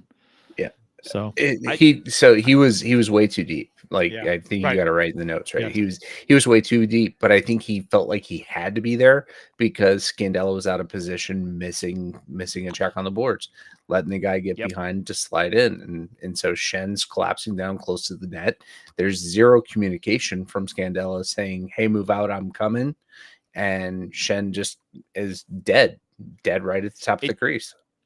You said no communication. I feel like there's no communication between all 4 guys right there. Sure. Not one of them was like, "I got him, go." Go cover him at the point, get on the pass. There was none of that. They were all just standing there. And it was, again, how many times we see this last year where the Blues give up a goal and they instantly give up another one. And it was just, Jesus, guys, get your fucking heads in the game. And I know that's the cliche that everyone's going to, "Oh, they're not paying attention." No, it's okay, guys, we just gave up a goal. Let's focus. Let's button down. And it was a lot of the same guys on the ice as the first goal. And it was just, come on, pay attention. You can't just be standing in no man's land and just let that guy take the shot. Again, very similar to the first goal, just on the other side of the net. Just a lack of responsibility, and it cost the Blues 2 goals, and more or less the difference in the game, right? It was the first 2 goals of the game for Winnipeg, and the Blues got on the board, late in the second period. Finally, power play goal, hallelujah! The first in the 13 tries the season. Shen feeds Bushnevich in the slot, who redirects the pass up and over Hellebuck under the bar. Top shelf, beautiful redirection. For 2-1 lead for Winnipeg going to the third. Early in the third period, the Blues won the faceoff in their own zone, gained possession, but then coughed it up with a sloppy puck possession play in the corner. Parayko slides the puck up the boards to Leddy. Leddy misses it, and he reaches for it, tries to poke out of the zone, doesn't do it, gets held in.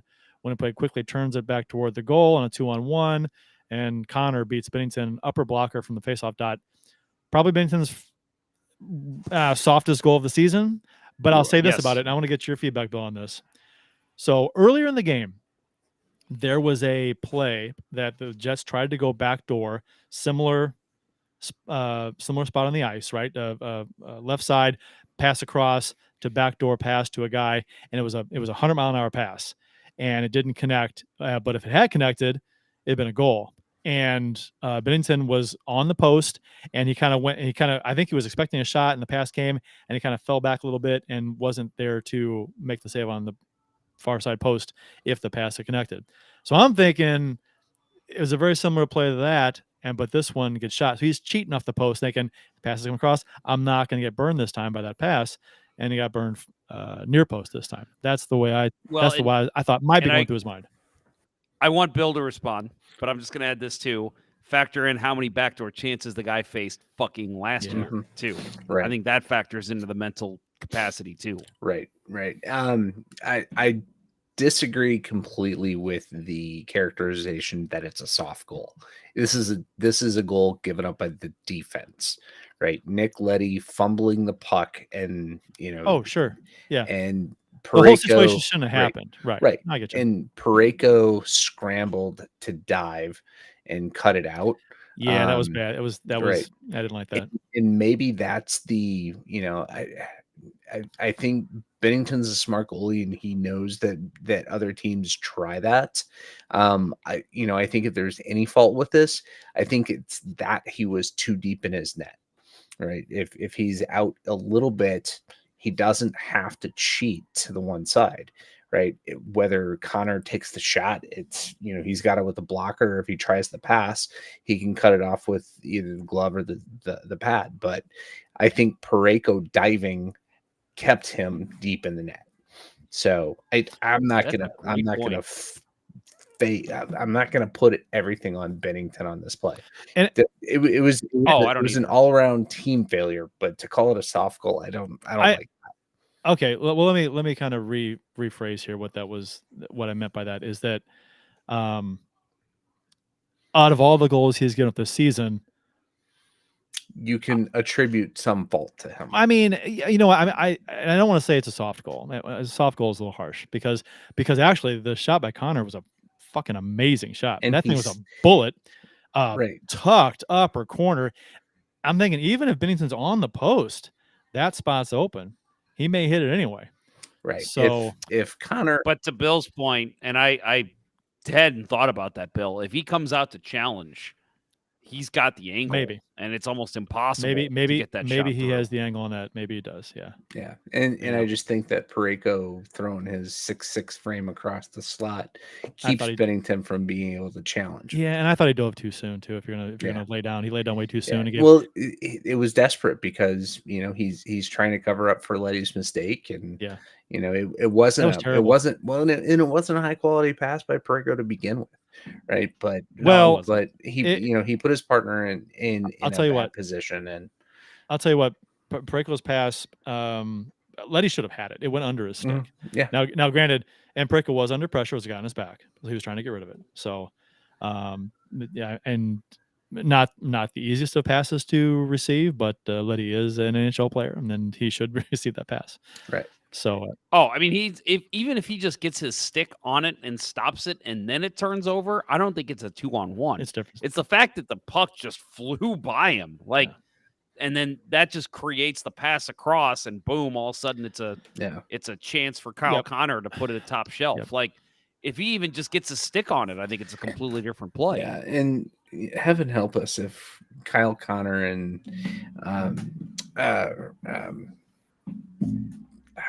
Clayton Keller ever play on the same team, because they will score 25 goals in one game against this team. Let's hope that team does not have Connor Hellebuck in net either. Right. They are straight up Blues killers. I mean, the guy has great career stats against us. I don't have him.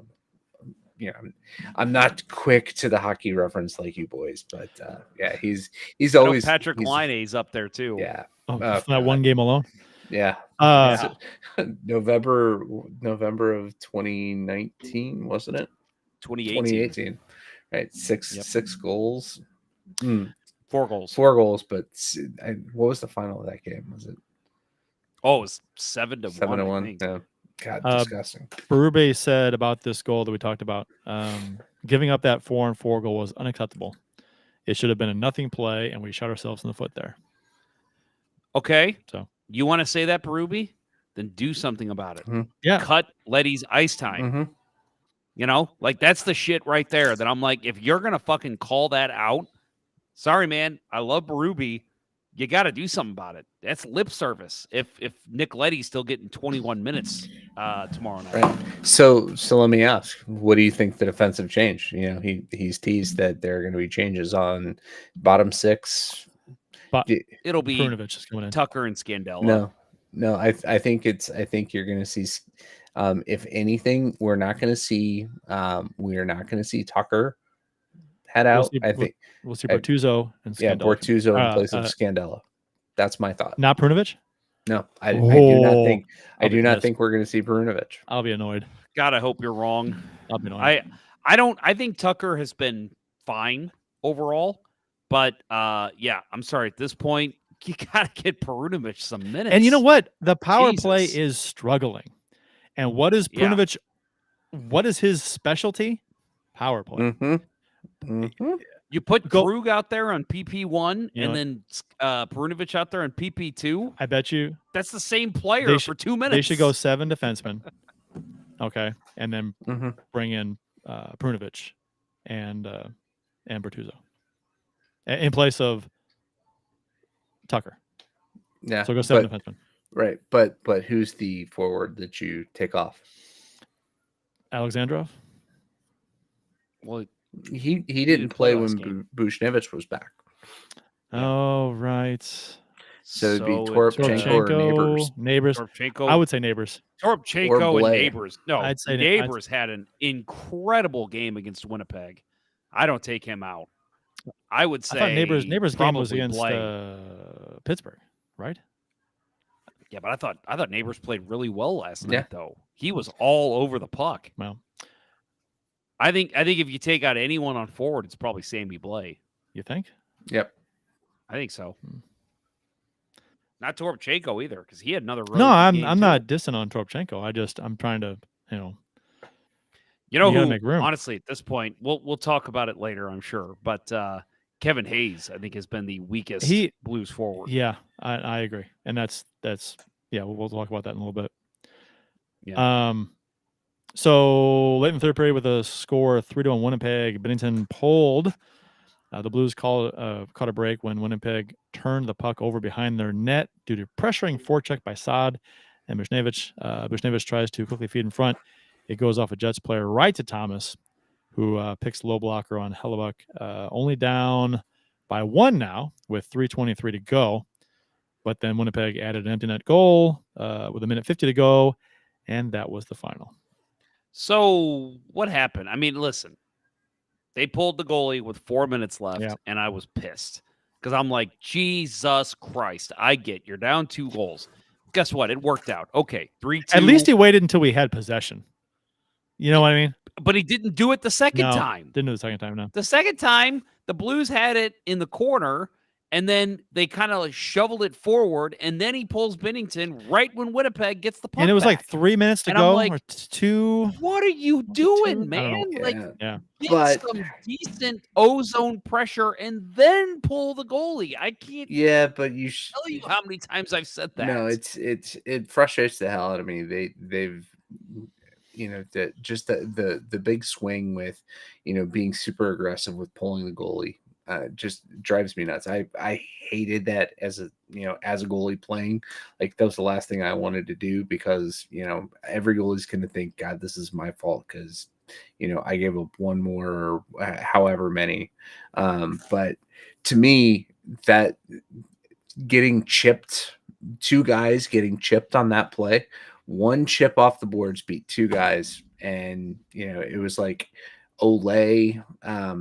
Instead of trying to make sure somebody was getting back quick, they're like watching the puck go past them, and just too easy to go the other way. And then eventually just a straight breakaway down the middle on an empty net. Never gonna miss that unless you're Patrick Steffen.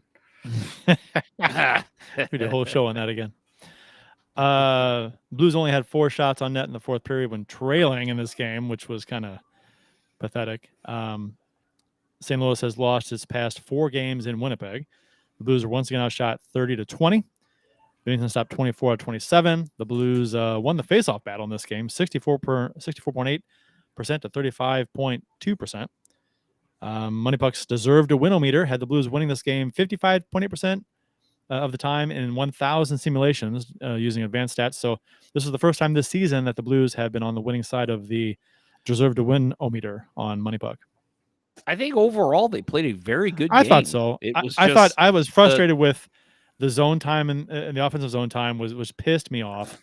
I didn't know what they were doing offensively, but I thought I agree with you. I thought if they could have sustained some offensive zone time, I thought they could and finished on some chances, some good chances, then they may win this game. But yeah. And I think defensively overall, I think they were okay. I don't remember any like miraculous holy shit Binnington what the hell kind of saves happening in this game. Right. I think overall they were fine. It was that 4-on-4 goal was well, garbage, the 2 goals in 18 seconds were bad. Those were bad. The 4-on-4 but goal. I mean, overall, like I think they played a good game. It's just sometimes you don't win those games. And which this came on the heels of the Pittsburgh game, which they played well. So, and the only bad game they played this season, was against Arizona, right? Mm-hmm. So, that's that's the silver lining, I guess, in this game. They didn't play a bad game. So, and it was in Winnipeg. Winnipeg's supposed to be a good team. So, same. And let's see what else we got. Yeah, that's all I got for this game. Unless you guys want to add something. No, let's move into talking about the season as a whole. Yeah, lack of offense for the Blues this season, zone time and shots. Before last night, the Blues were 31st in even strength offensive zone time percentage, and the Blues are 32nd in shots per game, 23.2, and they're 6th worst in shots allowed per game, 34.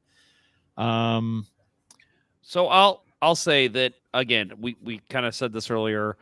I do think in terms of quality, I feel like the game against Dallas, I think they had a couple that Binnington had to come up huge. Yeah. Seattle, I think there was 1 or 2. I think as time has gone on, it's gotten better. Binnington certainly played well against Pittsburgh and Winnipeg, and Hofer had his issues against Arizona, but I think overall the chances haven't been that bad. Again, remembering what they looked like last year, they've been better. I agree. And so you're going to allow shots. When there's I remember a handful of chances last night even where Winnipeg just kind of threw the puck at the net and then Binnington just kind of smothered it and jumped on it. But hey, that's a shot on goal. They're going to get, up to 10, 12 of those a game sometimes, especially with this defensive scheme. So I think overall, I'm not that upset. It's the shots for that is making me a little nervous. Yeah. And, compared like 2 years ago, their offensive mindset was quality over quantity, and it worked for him, and that pissed off Dom at the Athletic because, his model factored in, quantity and the lack of quantity as a bad thing. But basically the Blues were at a higher shooting percentage, and he goes, that's not right. It shouldn't be happening. It's a goofy thing, but whatever. So, but that was and I don't think he ever failed to realize that was literally what they said their game plan is quality over quantity. Mm-hmm. So, they're not going to get a ton of shots. They're looking for that better chance as opposed to, just peppering the goalie with shots from everywhere. Right. And, to not to be a Dom defender, but, his model got better about predicting the Blues because the quality of players that the Blues have had to say goodbye to since the 2019 run is massive, right? That no David Perron, no Tarasenko, now no O'Reilly, hell, Jaden Schwartz, right? Yeah. Sanford, assistant captain of your Tucson Roadrunners. I saw that comment, Matt. So as far as personnel, who have you liked and disliked so far on this team this season? I mean, there's probably an obvious choice or two, but what do you guys Do we thinking? want to start positive or negative? Let's start positive. All right, who I've go liked? negative. Go negative. Negative first. We'll finish positive. I don't like that I just poured my beer way too fast. That was a problem. All right, so let's just go one by one. And I'm sure you guys will agree. Colton Parayko. No, I think he's played said very well disappointed. to start the year. Disappointed. He said we're going negative first. Oh, okay. All right. So let me just state the obvious. We already said it earlier. Marco Scandella, I think, is a shell of himself, and I think it's blasphemy to say that he is more deserving of playing right now than. I mean, I could name 5 defensemen that should be in over him right now for the St. Louis Blues, including players in Springfield. So that to me is that's a product of he's got a contract. We would love to try and trade him for a draft pick. We've got to play him just because he's a name and a veteran and a big guy. We can't sit him. And that's the unfortunate part. But so yeah, for me, Marco Scandella is number 1. Bill, what? Give me a name for disappointed. Nick Leddy. Nick Leddy. Okay. I was still lukewarm on him last year, but I'm totally cold on him this year. I think he's just been a turnover machine, and his defensive zone coverage, like when he's on his toes and he's got the puck and doing like Parayko does and skating the puck out, he's great. But when there are broken plays in the defensive zone and he's out there, there's the recovery is not that good. And lamenting having 2 guys. Like I think if we had either Scandella or Leddy, we could compensate with the other talent on this team, but having them both out there, they're almost, Leddy is, been hailed as a better player over his career, better skater, but at this point in their career, they're very similar players and, not effective in the defensive zone. I'm going to venture to say this, and I don't know. I know some people said it and they were right, especially in hindsight. Nick Leddy may end up being Doug Armstrong's worst signing of all time. Not necessarily because of him, but because of the who we got up to opportunity get him. cost. Right. Well, that and the fact that, again, not even so much to me the dollar amount. The fact the guy cannot be traded. He can't be traded. We gave up Wallman. Nick Leddy? If we had just kept Wallman instead of trading him to get Leddy, right? If we just kept him, right, we'd be better off defensively. We had done nothing with Leddy and just kept Wallman and Sundqvist. We'd have a better situation. Now, granted, Wallman was up for a new contract, and who knows what he'd be making here, now. But whatever. Yeah, I will stand by. At the time, I'm okay with the trade because they saw Leddy as an improvement at the time. But to stick to your guns and sign Leddy, no. I at the time I thought Leddy was going to be fine for us, but also at the time I did not like the Blues giving up on Wallman. I would have I agree. I would have rather the Blues stuck with Wallman than go with Leddy. But I said, well, if they're not going to play Wallman, then I think, okay, well, all right, well, Leddy will bring, he'll be okay. That'll be fine. I wasn't pissed off the guy we got in return. I was pissed off that we gave up on Wallman. We didn't have to do anything to just play Wallman. He wasn't playing enough. Right. He was a guy that just I don't think he was an Armstrong guy. Right. And I think what exacerbates the problem for Nick Leddy is that he's also the opportunity cost of David Perron. Right. Yeah. We couldn't bring him back. Right. I mean, there's so many things that go into that too, is like, because we wanted help defensively. And we were so deep offensively coming off that season, and Perron's contract was up. Technically he was aging. So it's like, we're really deep offensively. We can afford to lose Perron maybe, and then use that money to help on defense. I get the idea behind that, but Right. what actually came out of that didn't work. Right.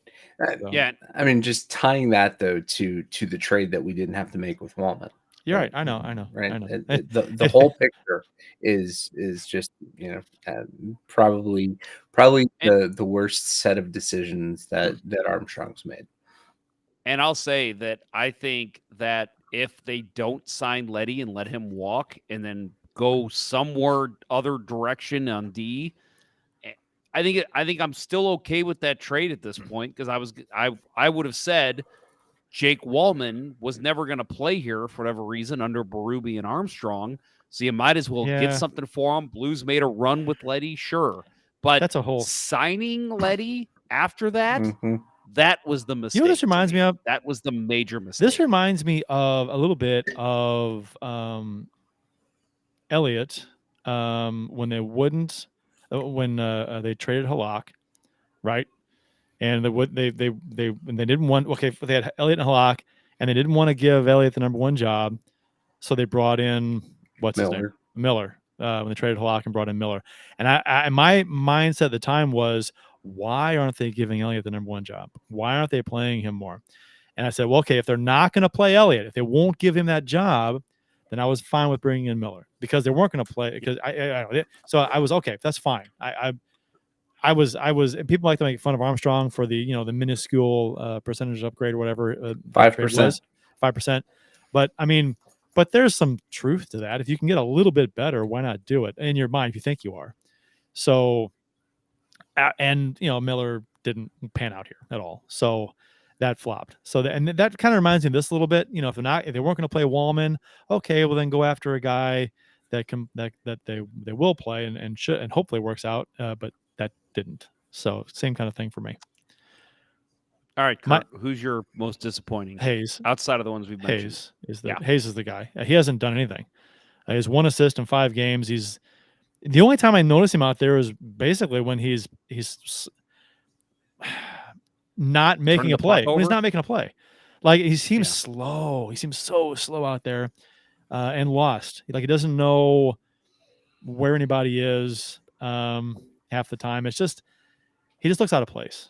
He doesn't look like he fits in right now, and maybe that'll change in time. But holy cow, he hasn't done anything. This is going to sound like a knock on him, but it's not.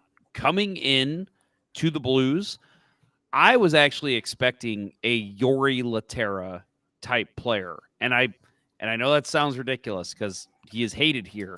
But if you think about it, Yori Laterra as a third line center, probably not a terrible third line center. It's the Blues kept thrusting him into a top 6 role, which is not what he was. And that's what I thought with Kevin Hayes. I said, hey, the Blues are getting back a guy who is not the fleetest of foot, but from what I've heard, has decent hands. Will go on the forecheck, can plug up the middle a little bit, and be a good neutral zone guy to create the offense. And maybe just trails behind them to play a little bit. That's what I was thinking with Kevin Hayes, and I haven't seen that at all. I haven't seen anything, literally anything positive out of that guy, and it's a little concerning. A little bit, because he's here for a while. He ain't going anywhere. Cue the package before tomorrow night's game about all the little things he does in the locker room and just the defensive positioning, and his time will come. After this year, he's got 2 more years. So, I mean, he's not making a ton. He's making 3.5, but still. Right. Because, Philadelphia picked up half his tab. Right. So there's that. He's making 3.5. So keep that in mind when you see him play. It is a small sample size. There are plenty of slow players who can still produce. I mean, Joe Thornton was still playing in this league. Might still be. What? Yeah, right. He was still in this league 3 years ago, so he can still be effective, even as not the fleetest of foot. But yeah, he has been a ghost. It's been concerning seeing him on the ice. I see that 12, and I'm like, oh, that's Zach Sanford. Like he's giving us the same amount of production we expect out of number 12. I mean, it's 5 games, so we'll see. We'll see how he works out. Talk to me about after 20 and 25 games how he's playing. The fact that you said he had 1 assist surprised me. I actually didn't even know he had a point. Yeah, I'm pretty sure that's what he got. I thought I saw that's what he has. Yep, 1 assist. He's a +1. Well, that's okay. 15 minutes. Good. 15 minutes of ice time. 15, 18. So, players you've enjoyed this season that you've been not. Well, I said it earlier. Not surprised, but the players have played well. Well, I'll say mine's a surprise. I think Colton Parayko has been phenomenal to start. Ken Morris, actually, great point here. Mike Stone or Mark Stone, I think is who you're thinking of. Mark Stone is slow as well. Yeah, Mark Stone is a very slow player. As much as we hate that motherfucker, he is an effective player for the Golden Knights. So that's a very good point, Ken. Colton Parayko has really stepped his game up. I mean, it's not at 2019 levels at this point, but holy shit, it is at least top 2 defenseman levels. I mean, he's a guy who's made some smart plays. I know we kind of dogged him earlier for the early slide on that last Kyle Connor goal, but overall, like, sticks in lanes, he's blocking shots, he's making plays, he's creating offense, he's scoring goals, as we saw against Pittsburgh. Again, I think Doug Armstrong said it before the season started. We didn't need to see a ton of offense from this guy. We just need to see him play defense, and we're seeing that. I think he's playing great defense. He's also doing that great skating and stick handling we've seen from him. He's jumping in on the offense, and he's getting back when he needs to. This is the Colton Parayko, and again, it's only been a couple games, but this is the Colton Parayko we thought we were getting when we let Pietrangelo go. So he has 1 penalty this season.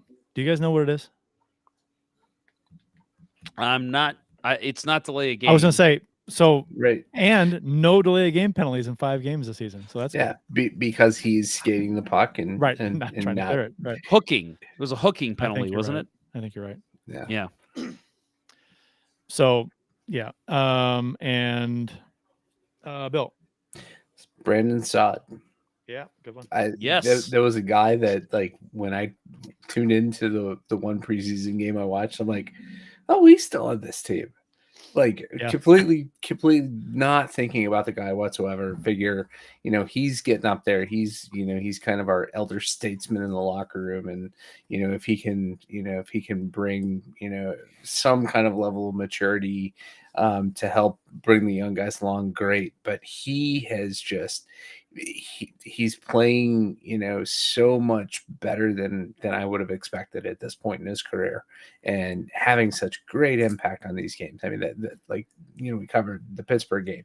He was so dominant in that game, and we were worried with Buchnevich going out that that top line's just going to kind of fall apart, and he made the top line work. And so much so that they kept it together last night, and I kind of hope they keep it together again. I think eventually we'll see Buchnevich back up there, but everything Saad's done has been golden, I think, this year. I'm gonna say Bennington. That's like the obvious choice, but along with Parayko, I think. But the reason I could have said Verana, I could have said another guy or two, but I think with Bennington is that the defense now this season in the 5 games has been noticeably better than last season as far as the quality of chances they're allowing. So I think this just kind of backs up what we were saying all last season, as far as if you put just a capable defense in front of Bennington, how he can play, and he's showing how he can play with a capable defense in front of him, not giving up these backdoor tap-ins or these high danger chances time after time after time.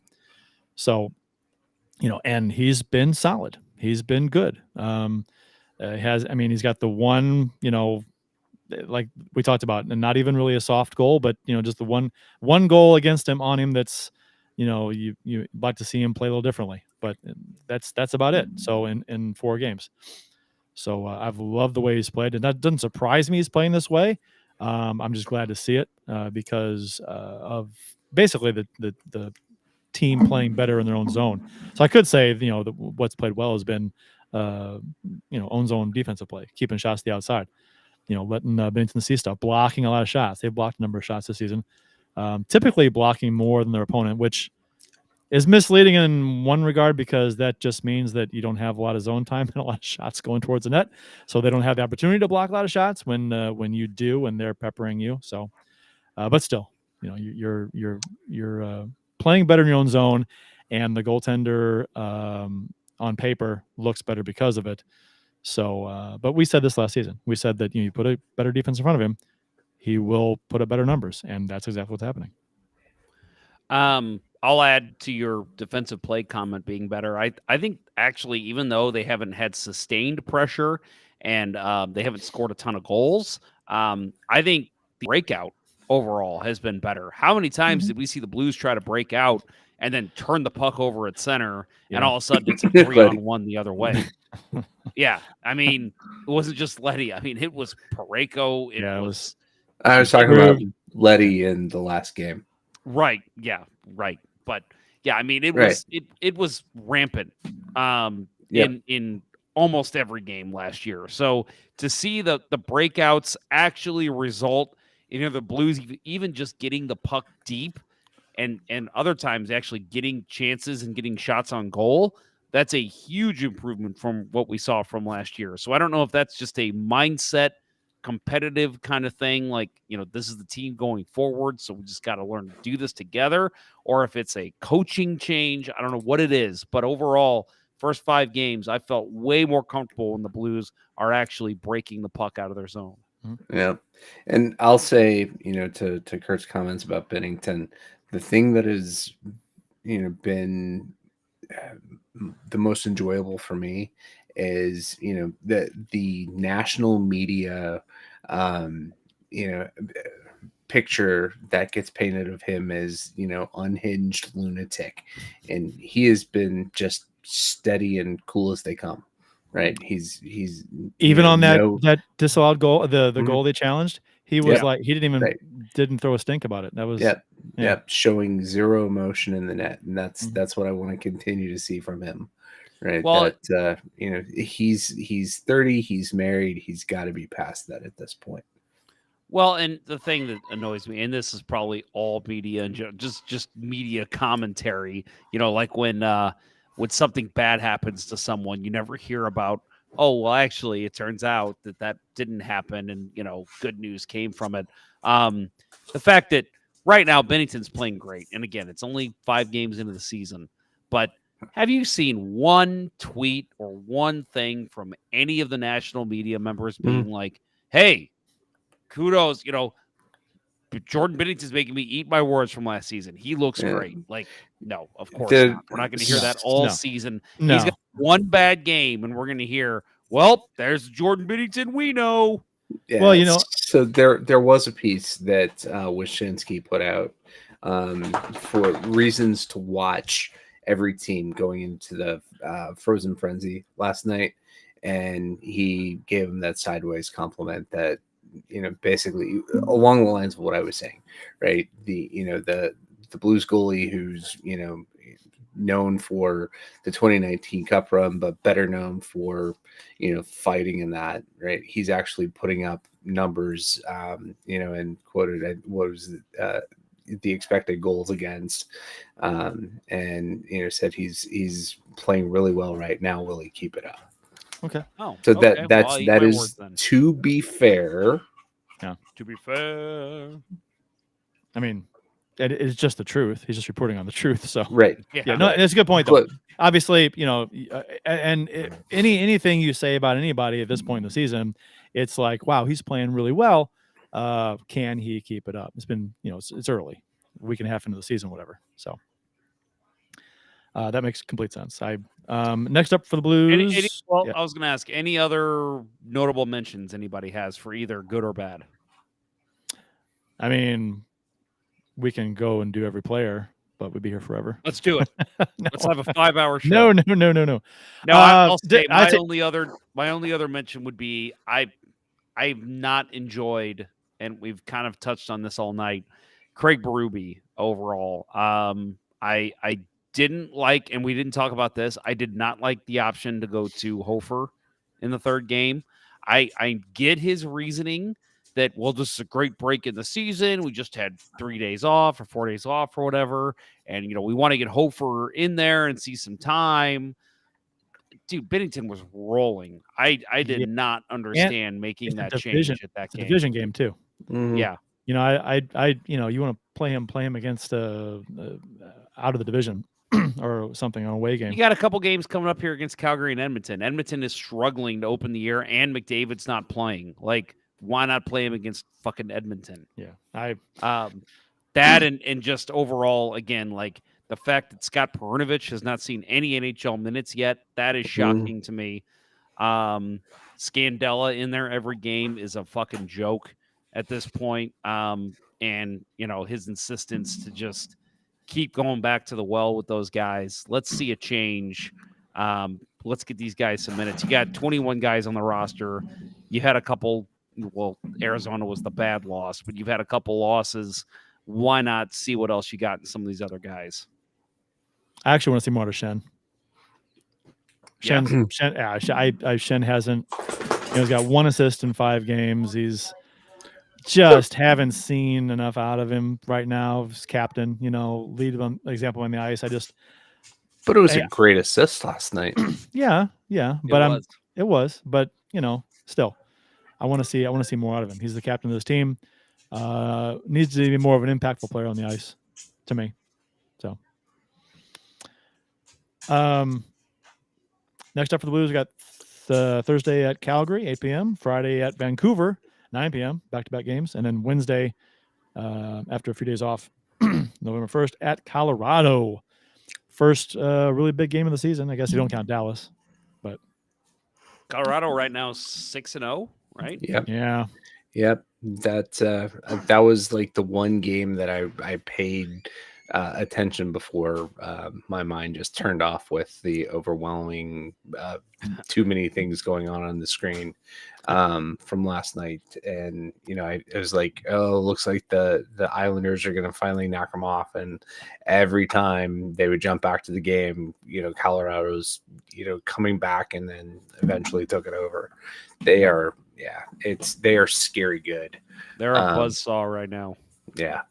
So interesting that the Blues will be home after Vancouver. They come back to St. Louis for a couple of days before turning around to go to Colorado. Yeah, that was an interesting point that I thought they made. A lot of times previous years with that West Coast trip, like, yeah, let's stay in Vancouver and have team bonding. You would think it might be beneficial to get to Colorado early and acclimate to the altitude, for a couple of days. Granted, acclimating to altitude takes weeks, right? Months, but still, you'd think getting there for a couple of days would be at least something. But Berube did say he's thinking about lineup changes among the bottom 6 forwards and on defense for Thursday's game in Calgary. So we'll see what he decides. We're hoping Perunovich gets in there. Not expecting it, but hoping for it. I made a mistake saying that they're playing Edmonton. That's right. They're not going to Edmonton on this trip, which is odd. It's Calgary and Vancouver. Yeah, so Vancouver. But still, I think you I don't know, Vancouver or even maybe Calgary is Hofer's first start of the season. Like that's how I would have played it. Yeah, I think that would have been the right way to go about it. And since Kurt did the obligatory Ivan Haruchka Vancouver, I'll do the obligatory Calgary. Yeah. Colorado. Say it like a Midwest person. Colorado. Rapid fire tidbits from around the NHL. The Frozen Frenzy was on Tuesday. Every team was in action. Start times were staggered, and they were jumping around from highlight to highlight in live games for 4 hours. Thoughts on this? I didn't get to watch it at all because I couldn't. I was. My daughter had a band concert. My son and daughter had a band concert, and so I was there, and didn't get back here until so I was like watching the Blues game on delay. So I had to watch. I had to watch the Blues game. So I'm trying to catch the live TV, and I didn't get to live TV with the Blues game until I was. I didn't get live TV at all. I finally finished watching the Blues game around, I don't know what time it was, 10:30, 10 o'clock. So yeah, I didn't get to watch Bill, did you get to watch it, Bill? Yes. Yeah, I know we talked about it a little bit, but yeah. I had it on. I have a rather large TV in my basement, so I thought I'd take advantage of it and do split screen, and have the Blues game on the one side, and then that. And yeah, it just like I said, I got quickly overwhelmed with everything going on, and it was a great idea. But again, we'll go back to our criticism of Apple products. The way that I had to have it set up was streaming the ESPN thing off my iPad to the TV. And whenever they would cut out, they didn't go to commercial frequently, but when they did, like, I would have to completely restart the app to get the game going again. So just frustrating technology wise. And then, streaming it also, like, the color was off. It was like this weird teal color for the entire thing. So, technical issues on my end. The idea of that is great. If NHL Network would just move to that full time instead of, the same, bringing in former players to talk about games, or even do that and just let them do that and make it rapid fire. Right, but you don't have all 16 teams playing. The second time in league history they did that. Yeah, I'm with you 100%, and it was a lot of content to take in at once. And I've got ADHD, and I know that's like everybody likes to say they have ADHD nowadays. I actually have it, and so it was overwhelming to be like, because you're like, okay, I'm going to focus on this game. And it'd be like, you're in that for 30 seconds. Okay, now we're going to flash over to this game. Okay, hang on. Like, let me completely, like, refocus my mind. And I had to, like, tell myself, like, sit back. Like, don't get too involved, and just let this be what it is. Like, you're going to watch goals. You're going to watch saves. You're going to watch hits. You're going to, and I'll say, once I did that and I kind of, like, let myself step back from it, I loved it. I watched from 6 until the start of the Blues game, and that was overwhelming, just sitting there watching, like, every big moment. And then, like, a lot of times they would just kind of cut to play in between. They'd be like, let's go over to the Avalanche and Islanders, and they would just kind of, like, show you that for about a minute, and then they'd be like, okay, now back to the Sabres game. And they would just kind of do that until a goal was scored. And then they'd, show you that. And I loved it. The best part about it, though, was that once the Blues game started, I was able to, obviously focus on the Blues game, forget about what's going on over in ESPN2. And then when the Blues game started and then they'd go to commercial and then flip back over to that, because, like, a lot of times what I'll do is I'll flip over to NHL Network and they'll have On the Fly going. And it's, it's live, but it's not really live. Like, a lot of the shit they're showing you happened an hour or 2 hours ago.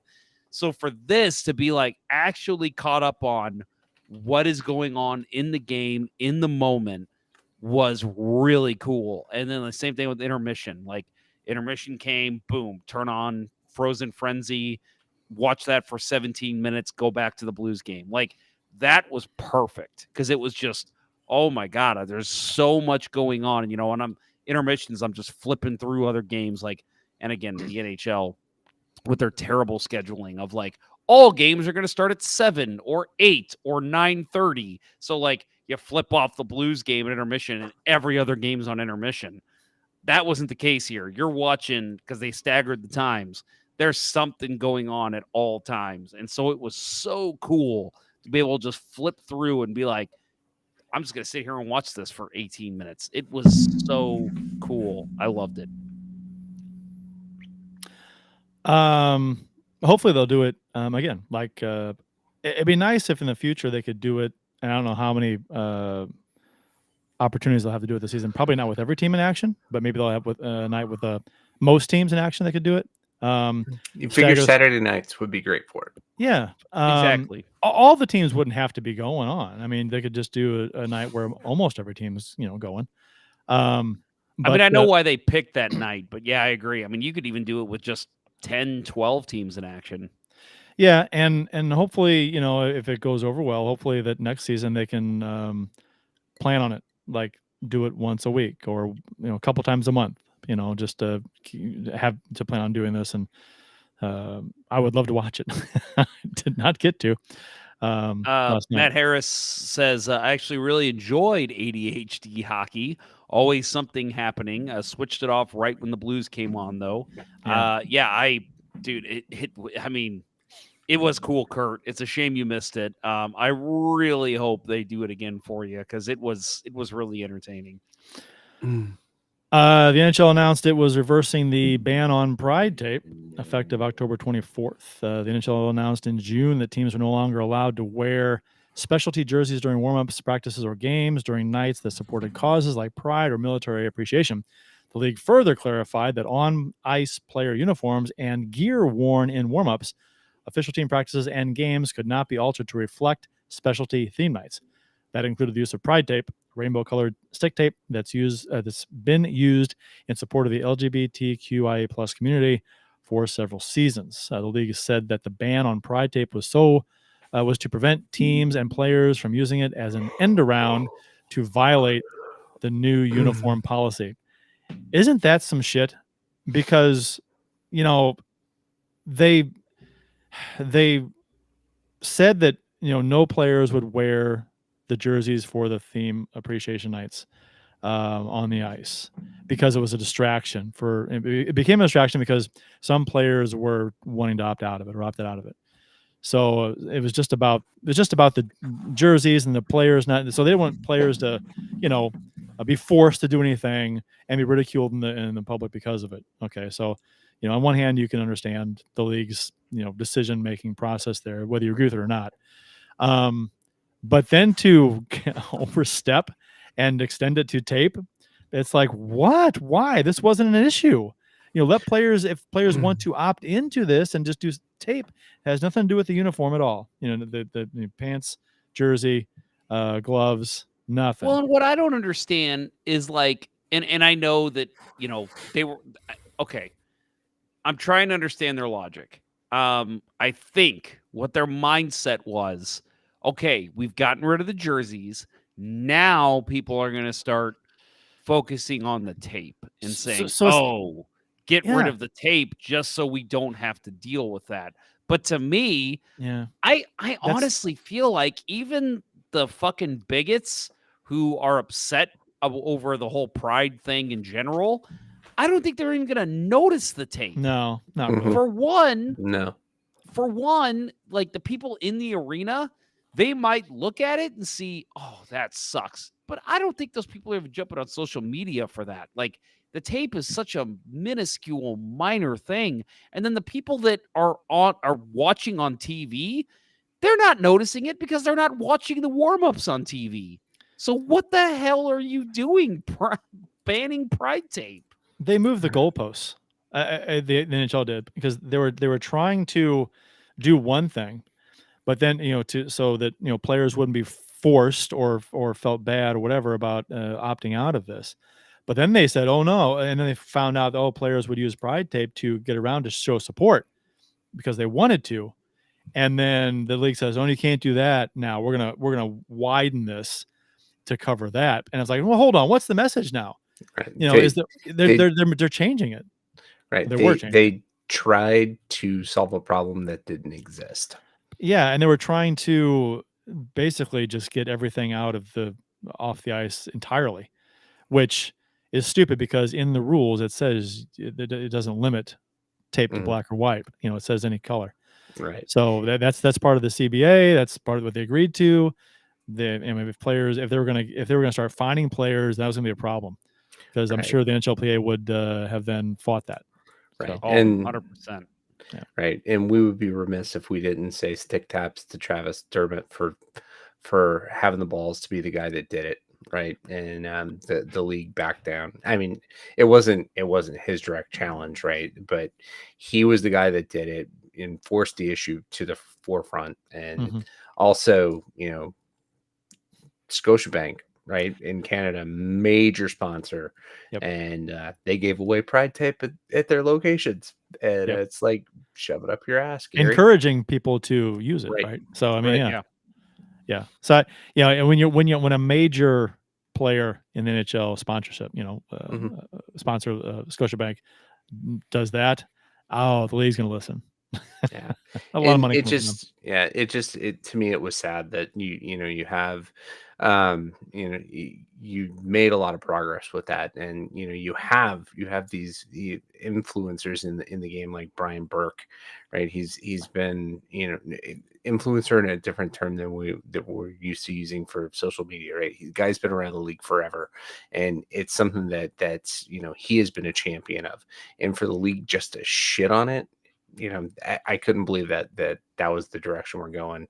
At least they saw the minor, the error in their way and made a minor correction on this point. Hopefully they Can you will imagine eventually change it all the way back. Can you imagine if Travis McDermott would have gotten a fine for this? I mean, Right.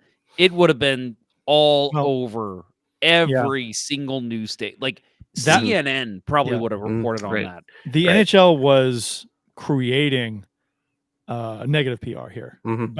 and which is what they were trying to avoid in the first place. By initially saying, you know what, no jerseys, since some players have a problem with it, it's creating a bunch of bad press. That's all they're talking about. They're not talking about the night. They're talking about who's abstaining, right? So they didn't want to deal with it. But now, and then they overstepped, and they were creating bad PR on their own with this. And if they had fined somebody, and they couldn't have anyway. They probably checked with their lawyers. It's in the CBA. You can't fine players for doing something that's allowed in the CBA. Right. And can you Well, and imagine that though? If there was a fine for a player showing personal representation in when there is something that is clearly not banned in the rule book, Yeah. it could become a First Amendment thing. Yeah. Oh, yeah. Yeah, that's true. Yeah, it would have been a mess. And can you imagine? Because this clearly would go towards military appreciation nights too. Can you imagine if somebody wore something like this on their stick for military appreciation and they got a fine for it? I mean, just a single wrap of camo tape up near the handle. That's all McDermott did. He Mhm. had a few inches of rainbow pride tape just below the handle on the shaft. That was it. And it was Good a for simple him. simple little statement. Didn't affect anything negatively. It was just something that he was stating on his stick. Players and sticks, they do all kinds of things with their sticks, right? They'll put tape on it, markings on it, initials on it, kids' names, all kinds of stuff. You can't go telling players they can't do that stuff. Yeah, I mean, that's like you said, Bill, that is taking away First Amendment rights. You're taking away their voice, and you just can't do that. I mean, come on. I could see if they're like taking the puck and wrapping that in some kind of tape. Okay. But when you're just putting tape on your stick, really? You're going to restrict me from doing that? It's ridiculous. Matt Dumba of the Coyotes isn't surprised with the NHL flip-flopping on allowing pride tape. He said, and I quote, "You'll never get the answers for that. They don't have answers for a lot of things they do. They follow and try to save face." Ouch. Good for you, Matthew Dumba. Yeah, no kidding. Yeah, That was I'm glad he said that. it's true because they're just chasing They their tail. react. Yeah, They react. That's all they do. They hear the vocal minority and they say, "Oh shit, our fans are against pride. We're trying to start these initiatives because we want to gain new fans, but our current fans are pissed. We got to listen to this crew." And it's like that's a fraction of your fan base, dude. Like there are so many. I mean, we've got one that listens to the show. Well, we got multiple I know that listen to the show, but one that's listening right now. And it's like you think of the percentages. There's a lot of people that are either part of Pride, involved in Pride, friends of Pride. You're minimalizing all of those people by taking away the ability for players to show their support for Pride. And to just do that and blanket it, you can't do it anymore. so short-sighted by the NHL.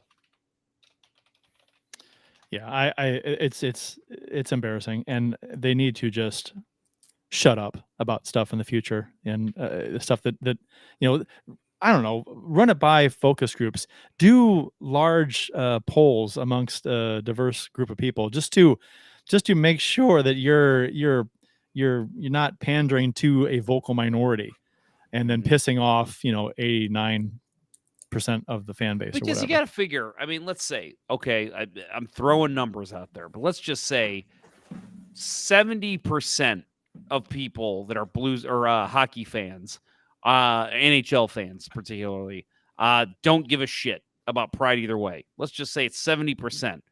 By putting a ban on it, I'd say a good 40% of that 70% is like, okay, now I'm pissed at the NHL because you're just trying to minimalize, all these people that are fans of the NHL. So, like, by not doing anything, you're not upsetting that 70%. But by banning it, you're pissing off a large portion of that group of fans that didn't care in the first place. That's the way I look at it. And it's just so short-sighted by the NHL. At least, I guess at least this move was, even though it's a wrong they created, at least they've righted this small wrong here. Baby steps, right? Well, and that's what I said.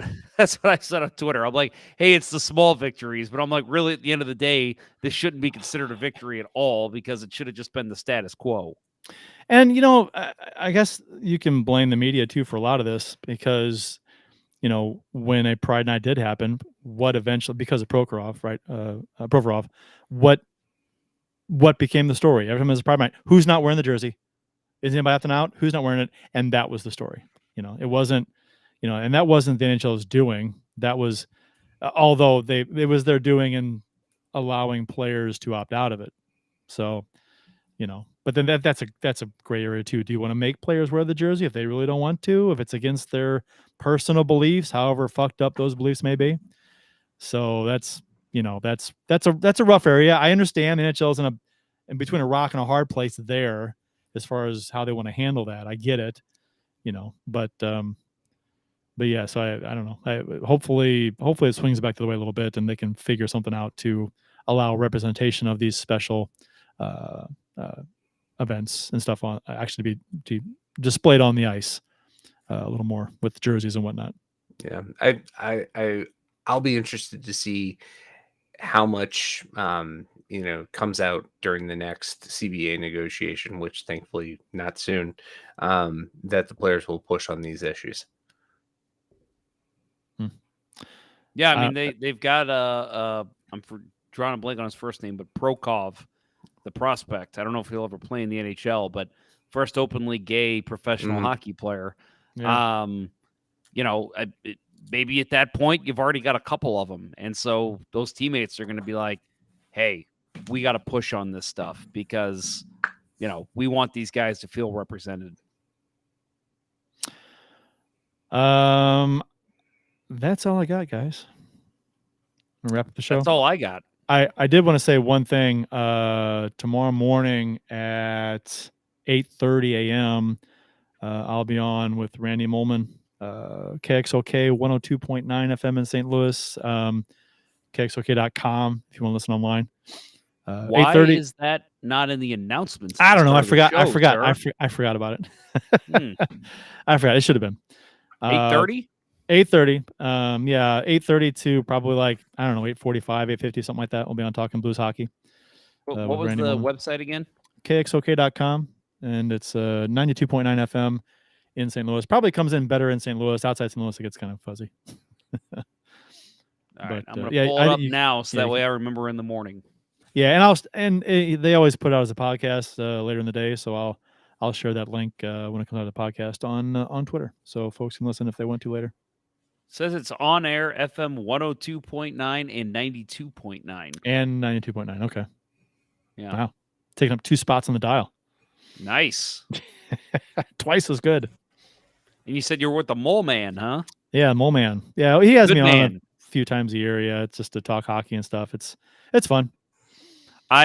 Bill, you're going to be surprised to know that I was in the media. I remember Mole Man from my media days. Very good guy. What was the name of the guy that you were on, a regular on? The Z-Man. The Z-Man, yeah. Yes, the Z-Man on Mondays. I was Tuesdays and Thursdays, I believe. Yeah, I used to listen. It's good stuff. We had Jamie Rivers on the show once or twice. Yeah. Back when he was coaching the St. Charles Chill, which I think is a time in his life he'd like to forget. St. Charles Chill. All right. I guess we'll shut her down, Earl. What other option do you have? None. Support for Let's Go Blues Radio is brought to you in part by ID Life, the world's only truly personalized vitamin platform based on a health assessment of your DNA. Visit rockandthatidlife.com for more information. That's rockandthatidlife.com, and get 10% off by emailing Dustin at rockandthatidlife@gmail.com and tell him Let's Go Blues Radio sent you. And by Mark Burgoyne from Mike Burgoyne Realty, from Real Brokerage Realty. You can call him. Gave him a new website. Oh, yeah. You can contact Mike at 314-753-4060 today for all of your home buying and selling needs. And by Center Ice Brewery, St. Louis's tasty hockey-themed beer. Check out your local beer vendors for availability. That's Center Ice Brewery beer. Please drink responsibly. That'll wrap up episode 3 of season 13 of the original St. Louis Blues Hockey Podcast, Let's Go Blues Radio. Thanks for listening, and thanks to those who participated in the YouTube and Facebook live chats during the live show. We hope you enjoyed it as much as we've enjoyed bringing it to you. For Jeff Ponder, Bill Day, and Austin Lynch, I'm Kurt Price. Until next time, everyone, you're still here? It's over. Go home. Let's go Blues. Gummy bear? It's been in my pocket all day. Fuck Kansas City. I guess fuck Kansas, right? Let's go Blues. Let's go City.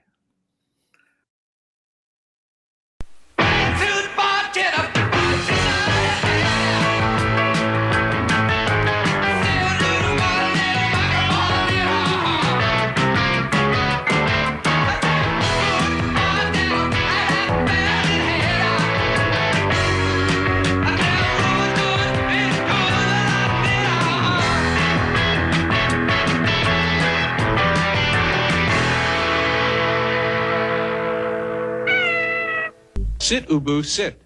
Good dog.